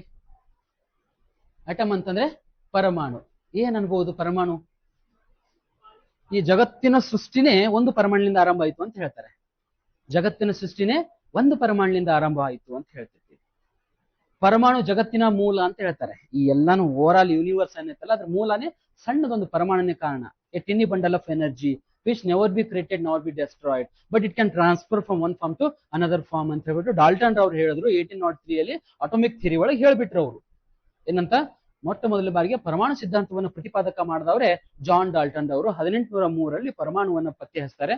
ಪರಮಾಣು ಪತ್ತೆ ಹಚ್ಚಿ ಅದ್ರ ಬಗ್ಗೆ ಏನ್ ಮಾಹಿತಿ ಕೊಡ್ತಾರ ಅಂದ್ರೆ, ಪರಮಾಣು ಶಕ್ತಿಯ ಮೂಲದಿಂದ ಆಗಿದ್ದು, ಇದರಿಂದ ಆಗೈತೆ ಶಕ್ತಿಯ ಮೂಲದಿಂದ ಆಗಿದ್ದು, ಅದನ್ನ ಕೃತಕವಾಗಿ ನಮ್ಮ ಕೈಯಿಂದ ರಚನೆ ಮಾಡಕ್ಕೂ ಆಗಂಗಿಲ್ಲ, ಅದನ್ನು ನಾಶ ಮಾಡಕ್ಕೂ ಆಗಂಗಿಲ್ಲ. ಬಟ್ ಆದ್ರೆ ಶಕ್ತಿಯ ಮೂಲದಿಂದ ಒಂದು ಮೂಲದಿಂದ ಇನ್ನೊಂದು ಸ್ತರಕ್ಕೆ ಅದನ್ನ ಶಕ್ತಿಯ ರೂಪಾಂತರ ಮಾಡಬಹುದು ವಿನ ನಮ್ಮ ಕಡೆಯಿಂದ ಏನು ಮಾಡಕ್ಕಾಗಲ್ಲ ಅಂತ ಹೇಳ್ಬಿಟ್ಟು ಪರಮಾಣು ಸಿದ್ಧಾಂತದಲ್ಲಿ ಜಾನ್ ಡಾಲ್ಟನ್ ಅವ್ರು ಹೇಳಿದ್ರು. ಅವ್ರ ಸಿದ್ಧಾಂತವನ್ನು ಇಟ್ಕೊಂಡು ಅನೇಕ ಜನ ಬಂದ್ಬಿಟ್ಟು ಅದ್ರ ಬಗ್ಗೆ ಮತ್ತೆ ಹೊಸ ಅನ್ವೇಷಣೆ ಮಾಡ್ಕೊಂಡು ಹೊಸ ಒಳಗೆ ಯಾಕೆ ಒಂದು ಪರಮಾಣಿಗ ಅಷ್ಟೊಂದು ಶಕ್ತಿ ಯಾಕೆ ಬಂತು, ಹೌದಾ, ಪರಮಾಣು ಒಳಗಡೆ ಆ ಶಕ್ತಿ ಬರಕ್ ಕಾರಣ ಏನು? ಅದ್ರ ಒಳಗಡೆ ಚಾರ್ಜ್ ಪಾರ್ಟಿಕಲ್ಸ್ ಇರ್ತವೆ. ಒಂದು ಅಟಮ್ ಒಳಗಡೆ ಚಾರ್ಜ್ ಪಾರ್ಟಿಕಲ್ಸ್ ಇರ್ತವೆ. ಸೋ ಕಾಲ್ಡ್ ಪೆನ್ ಅಂತ ಕರಿತೀವಿ. ಅದನ್ನ ಏನಂತ ಕರಿತೀವ್ರಿ? ಪೆನ್. ಬರೆಯುವಂತ pen. P for proton, E for electron, N for neutrons. ನಮ್ಮ ಭಾಷೆಯಲ್ಲಿ, ನಮ್ಮ ಸಿದ್ಧಾಂತದ ರೂಪದಲ್ಲಿ, ನಮ್ಮ ಧರ್ಮದಲ್ಲಿ ಅವಕ್ಕೆ ಮತ್ತೆ ಬೇರೆ ಬೇರೆ ದೇವ್ರ ಹೆಸರುಗಳು ಕೊಟ್ಟಿದ್ದಾರೆ, ಅದು ಮತ್ತೆ ಬೇರೆ. ಅದ್ರ ಪಾಶ್ಚಿಮಾತ್ಯರು ಏನ್ ಮಾಡಿದ್ದಾರೆ, ಅದನ್ನ ಪ್ರೋಟಾನ್ಸ್, ಎಲೆಕ್ಟ್ರಾನ್ಸ್, ನ್ಯೂಟ್ರಾನ್ಸ್ ಅಂತ ಹೇಳಿದ್ದಾರೆ. ಪ್ರತಿಯೊಂದು ಕಣದಲ್ಲಿ ಕೂಡ ಇವು ಪ್ರೋಟಾನ್ಸ್, ಎಲೆಕ್ಟ್ರಾನ್, ನ್ಯೂಟ್ರಾನ್ಸ್ ಇರೋದನ್ನ ನೋಡಿರ್ತೀವಿ. ನೀರು ಕೂಡ ಒಂದು ಮೆಟ್ರಿಕ್ ಸಮ, ಕಲ್ಲು ಕೂಡ ಒಂದು ಮೆಟ್ರಿಕ್ ಸಮ, ಕಬ್ಬಿಣನು ಕೂಡ ಒಂದು ಮೆಟ್ರ್, ನಾನು ಒಂದು ಮೆಟ್ರ್. ಫಿಸಿಕ್ಸ್ ಕೆಮಿಸ್ಟ್ರಿ ಬಂದಾಗ I am also is thing of matter. ಜೀವಶಾಸ್ತ್ರ ಬಂದಾಗ ನಾನೊಂದು ಜೀವಿ. ನನ್ನ ಬಳಿ ಅನೇಕ ಏನಪ್ಪಾ ಅಂದ್ರೆ ಜೀವಕೋಶಗಳು ಆದ ನಂತರ, ಅಂಗಾಂಶಗಳಾದ ನಂತರ, ಮಾಂಸಖಂಡಗಳಾದ ನಂತರ, ಅಂಗಗಳಾದ ನಂತರ, ಅಂಗದ ಭಾಗಗಳಾದ ನಂತರ ರೂಪ ಬರುವಂತ ಒಂದು ಶರೀರದ ಉತ್ಪತ್ತಿ ಆಯ್ತು ಅಂತ ಹೇಳಿ ಬಯಾಲಜಿಯಲ್ಲಿ ಓದ್ತೀವಿ. ಇಲ್ಲಿ ಹಾಂಗಲ್ಲ. ಇದಕ್ಕೆಲ್ಲನೂ ಮೂಲ ಯಾವುದು ಅಂತ ಬಂದಾಗ ಒಂದು ಪರಮಾಣುವಿನ ಮೂಲ ಅಂತ ಕರಿತೀವಿ. ಏನ್ ಹೇಳ್ರಿ? ಪರಮಾಣು ಅಂದ್ರೆ ಟಿನಿ ಬಂಡಲ್ ಆಫ್ ಎನರ್ಜಿ ಅಂತ ಕರಿತೀವಿ. ಯಾವುದೋ ಒಂದು ಶಕ್ತಿಯ ಮೂಲದಿಂದ ಆಗಿದ್ದು ಅದು ನೈಸರ್ಗಿಕ ದತ್ತವಾಗಿ ಬಂತು. ಎಲ್ಲಿಂದ ಬಂತು ಅಂತ ಬಂದಾಗ ಇಟ್ಸ್ ಗ್ರೇಸ್ ಬೈ ಗಾಡ್ ಅಂತ ಹೇಳ್ತೀವಿ. ಅದಕ್ಕೆ ಯಾರು ಎಕ್ಸ್ಪ್ಲೇನ್ ಮಾಡಿಲ್ಲ. ಒಂದಿಷ್ಟು ಹೇಳಿ ಒಂದು ಹಿಡಿ ಅನ್ನ ತಿಂದ್ರೆ ಸಾಕು ಹೊಟ್ಟೆ ತುಂಬುತ್ತ, ಹೌದಾ? ಯಾಕೆ ತುಂಬುತ್ತ ಅಂತ ಕ್ವಶನ್ ಮಾರ್ಕ್ ಇದೆ ನಿಮ್ಗ. ಯಾಕೆ ತುಂಬುತ್ತ? ಒಂದ್ ರೊಟ್ಟಿ ತಿಂದ್ರೆ ಸಾಕು ಹೊಟ್ಟೆ ಆರಾಮಾಗಿ 1-2 ತಾಸು ತನಕ ಆರಾಮಾಗಿರ್ಬೋದು. ಯಾಕಾಗತ್ತ ಅಂತ ಹೇಳಿ ಏನಾರು ವಿಚಾರ ಮಾಡಿರೇನ್ರಿ? ಯಾಕೆ ವಿಚಾರ ಮಾಡಿದಿರಿ?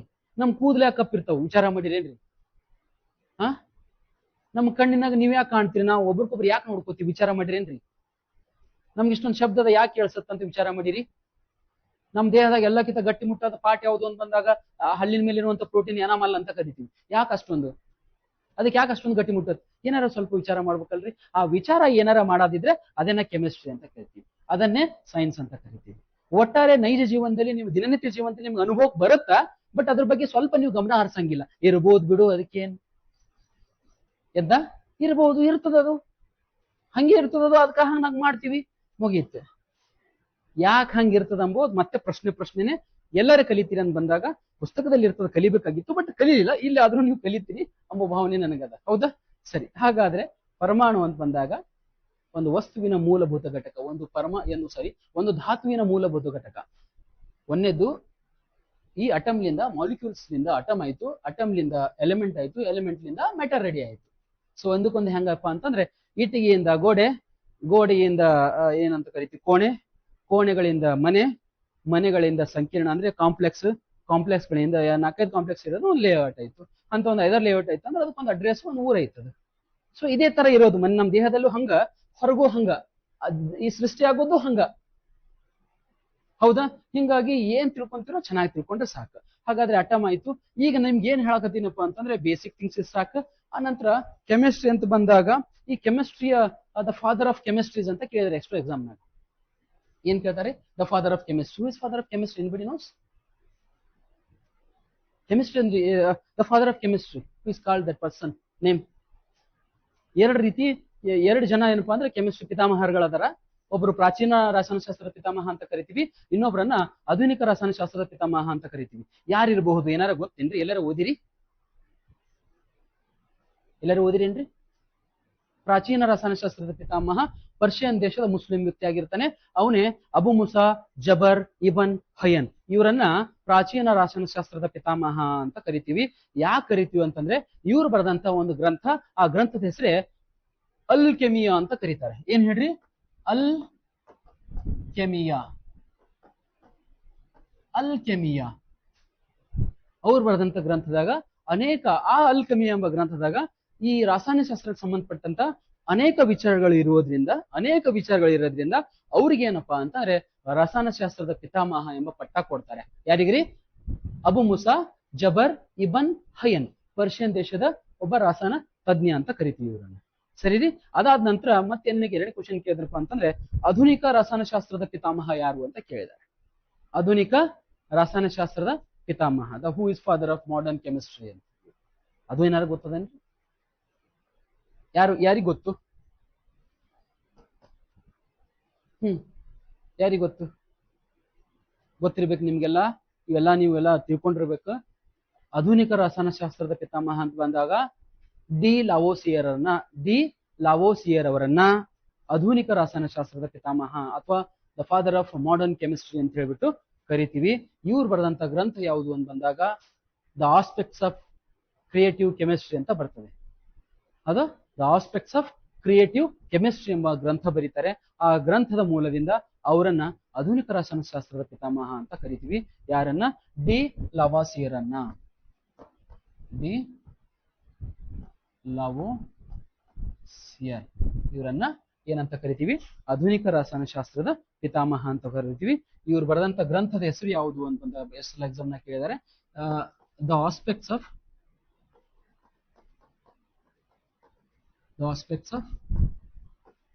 Creative chemistry.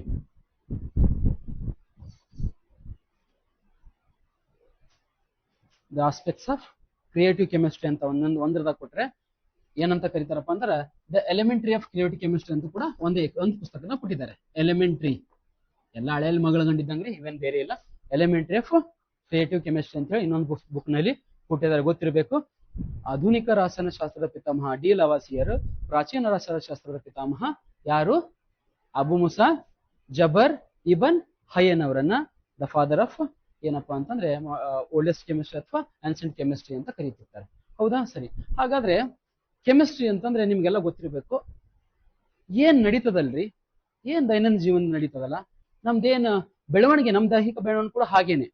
ನಾವು ತಾಯಿ ಗರ್ಭದಿಂದ ಹುಟ್ಟುವಾಗ ಒಂದು ಮನುಷ್ಯನ ರೂಪವನ್ನು ಪಡ್ಕೊಂಡ್ ಬರ್ತೀವಿ ಅಷ್ಟೇ. ಅದು ಹೆಣ್ಣು ಅಲ್ಲ, ಗಂಡು ಅಲ್ಲ. ಮನುಷ್ಯನ ರೂಪದಿಂದ ಹೆಣ್ಣು ಗಂಡು ಅಂಬದ್ ಪಡ್ಕೊಂಡ್ ಬರ್ತೀವಿ. ಬಟ್ ಹೆಣ್ತನೂ ಇರಂಗಿಲ್ಲ, ಗಂಡತನೂ ಇರಂಗಿಲ್ಲ ಆ ದೇಹದಲ್ಲಿ. ಎಲ್ಲಿ ತನಕ ಏನಪ್ಪಾ ಅಂತಂದ್ರೆ ಅವ್ರ ದೇಹದಲ್ಲಿ ಒಂದು ರಾಸಾಯನಿಕವಾದಂತಹ ಬದಲಾವಣೆ ಆಗೋ ತನಕ. ಎಲ್ಲಿ ತನಕ ಒಂದು ಹೆಣ್ಣಿನ ದೇಹದಲ್ಲಿ ಆ ಹೆಣ್ತನ ಬರುವಂತಹ ಹಾರ್ಮೋನ್ಗಳ ಬೆಳವಣಿಗೆ ಆಗಂಗಿಲ್ವೋ ಅಲ್ಲಿ ತನಕ ಅವಳು ಹೆಣ್ಣನಲ್ಲ. ಎಲ್ಲಿ ತನಕ ಒಬ್ಬ ಪುರುಷನ ದೇಹದಲ್ಲಿ ಅವನಿಗೆ ಬೇಕಾಗಿರುವಂತಹ ಹಾರ್ಮೋನ್ಗಳು ಉತ್ಪತ್ತಿಯಾಗಿ ಅಲ್ಲಿ ತನಕ ಅವನು ಪುರುಷನು ಕೂಡ ಅಲ್ಲ. ಹೌದಾ? ಹಾಗಾದ್ರೆ ಯಾವುದರಿಂದ ಬೆಳವಣಿಗೆ ಅಂತಂದ್ರೆ ನಮ್ಮ ದೇಹದಲ್ಲಿ ನಡೆಯುವಂತಹ ಒಂದು ಜೈವಿಕ ರಾಸಾಯನಿಕ ಪ್ರಕ್ರಿಯೆನೇ ಕಾರಣ. ಹಾಗಾದ್ರೆ ಯಾವ ಪ್ರಕ್ರಿಯೆ ನಡೀತದೆ ಅಂತಂದ್ರೆ ಅದನ್ನ ಹಾರ್ಮೋನ್ಸ್ಗಳು ಅಥವಾ ಎಂಜಾಮ್ಸ್ಗಳು ಅಂತ ಕರಿತೀವಿ. ಆ ಹಾರ್ಮೋನ್ಸ್ಗಳು ಎಂಜಾಮ್ಸ್ಗಳು ಒಂದು ನಿರ್ದಿಷ್ಟವಾದಂತಹ ಸಮಯಕ್ಕನುಸಾರವಾಗಿ ನಮ್ಮ ವಯಸ್ಸಿನ ಅನುಸಾರವಾಗಿ ನಮ್ಮ ದೇಹದಲ್ಲಿ ಆಲ್ರೆಡಿ ಉತ್ಪತ್ತಿಯಾಗಿ ಸ್ಟಾರ್ಟ್ ಮಾಡ್ತಿರ್ತಾವೆ. ಸೊ ಹಾಗಾಗಿ ಹೆಣ್ಮಕ್ಳಲ್ಲಿ ಕರೆಕ್ಟ್ ಆಗಿ ಹೆಣ್ತನ ಬರೋ ಕಾರಣನೇ ಈಸ್ಟ್ರೋಜನ್ ಮತ್ತು ಪ್ರೊಜೆಸ್ಟ್ರಾನ್ ಎಂಬ ಹಾರ್ಮೋನ್ಸ್ಗಳು ಯಾವಾಗ ಒಂದು ಹೆಣ್ಣಿನ ದೇಹದಲ್ಲಿ ಸ್ರವಿಕೆ ಆಗಲ್ಪಡ್ತಾವೋ, ಯಾವಾಗ ಸಿಕ್ರೇಷನ್ ಆಗಲ್ಪಡ್ತಾವೋ ಅವರನ್ನ ಅವಾಗ ಏನಪ್ಪಾ ಅಂದ್ರೆ ಒಂದು ಸಮಗ್ರವಾಗಿ ಅವರನ್ನ ಹೆಣ್ಣು ಅಂತ ಕರಿಬಹುದು. ಯಾವಾಗ ಒಂದು ಗಂಡಿನ ದೇಹದಲ್ಲಿ ಏನಪ್ಪಾ ಅಂದ್ರೆ ಟೆಸ್ಟೋಸ್ಟೆರಾನ್ ಹಾರ್ಮೋನ್ಸ್ಗಳು ಯಾವಾಗ ಆ ಲೆವೆಲ್ ಪ್ರೊಡ್ಯೂಸ್ ಆಗಿ ಸ್ಟಾರ್ಟ್ ಮಾಡ್ತಾವೋ ಅವಾಗ ಅವನನ್ನ ಪುರುಷ ಅಂತ ಅರ್ಥಗರ್ಭಿತ ಪುರುಷನ ರೂಪ ಪಡ್ಕೊಂತಾನೆ ಅಂಬೋದು ನಿಮ್ಗೆ ಗೊತ್ತಿರ್ಬೇಕು. ಇದೆಲ್ಲವೂ ಕಾರಣ ಏನು ಅಂತ ಬಂದಾಗ ಕೆಮಿಸ್ಟ್ರಿನೇ ಕಾರಣ. ಹೌದಲ್ರಿ? ನಾವು ಇಷ್ಟೆಲ್ಲ ಬೆಳಗಾದಿವಲ್ರಿ, ನಮ್ಗೆ ಬೇಕಾದಂತ ಕಲರ್ಗಳದಾವ. ಇದಕ್ಕೆಲ್ಲ ಕಲರ್ ಕಾರಣನು ಒಂದು ಹಾರ್ಮೋನೇ. ಯಾವ್ದದು? Melanin hormone. ಹೌದಲ್ರಿ? ಚರ್ಮಕ್ಕೆ ಬಣ್ಣ ಬರಲು ಕಾರಣವಾದಂತ ವಸ್ತು ಯಾವುದು ಅಂತ ಎಕ್ಸಾಮ್ ನ ಕೇಳಿದ್ದಾರೆ. ಯಾವುದು? ಮೆಲಾನಿನ್. ಒಟ್ಟಾರೆ ಊಟ ಮಾಡಿದಾಗ ಅಥವಾ ಸಮಯ ಆಯ್ತು ಅಂತ ತಿಳ್ಕೊಡ್ರಿ, ನೈಟ್ ಸಮಯ ಆಯ್ತು ಅಂದ್ರೆ ಇಮಿಡಿಯೇಟ್ಲಿ ಬಾಯಿ ತೆಗಿತೀರಿ. ಸೊ ಕಾಲ್ ನಿದ್ದೆ ಬರ್ತದಲ್ರಿ ಮೇಡಮ್? ಸೊ ಅದನ್ನು ಕೂಡ ನಿದ್ದೆ ಬರೋಕ್ಕೂ ಒಂದು ಹಾರ್ಮೋನಿಕ್ ಕಾರಣ. ಸೊ ಅದನ್ನು ಕೂಡ ಕೆಮಿಕಲ್, ಅದಕ್ಕೆ ಮೆಲಟಾನಿನ್ ಅಂತ ಕರೀತಾರೆ. ಇದು ಮೆಲಾನಿನ್ ಇಂದ ಚರ್ಮಕ್ಕೆ ಬಣ್ಣ ಬರ್ತದೋ, ನೀವೇನ್ ಅದನ್ನ ಹ್ಯಾಂಡ್ಸಮ್ ಬ್ಯೂಟಿ ಕಾಣ್ತಿರೋದು ನಿಮ್ ಬಟ್ಟದ್ದು. ಅದಾದ ನಂತರ ನಿದ್ದೆ ಬರಬೇಕು ಅಂತಂದ್ರೆ ಮೆಲಟಾನಿನ್ ಹಾರ್ಮೋನ್ ನಮ್ಮ ದೇಹದ ಅತ್ಯಂತ ಚಿಕ್ಕ ಗ್ರಂಥಿ ಥೈಮಸ್ ಗ್ರಂಥಿ ಅಂತ ಇರ್ತದೆ. ನಮ್ಮ ದೇಹದ ಅತ್ಯಂತ ಚಿಕ್ಕ ಗ್ರಂಥಿ ಯಾವುದು? ಥೈಮಸ್ ಗ್ರಂಥಿ. ಆ ಥೈಮಸ್ ಗ್ರಂಥಿ ಏನನ್ನ ಶ್ರವಿಕೆ ಮಾಡ್ತದಪ್ಪ ಅಂತಂದ್ರೆ ಮೆಲಟಾನಿನ್ ಎಂಬ ಹಾರ್ಮೋನ್ ಶ್ರವಿಕೆ ಮಾಡ್ತದೆ.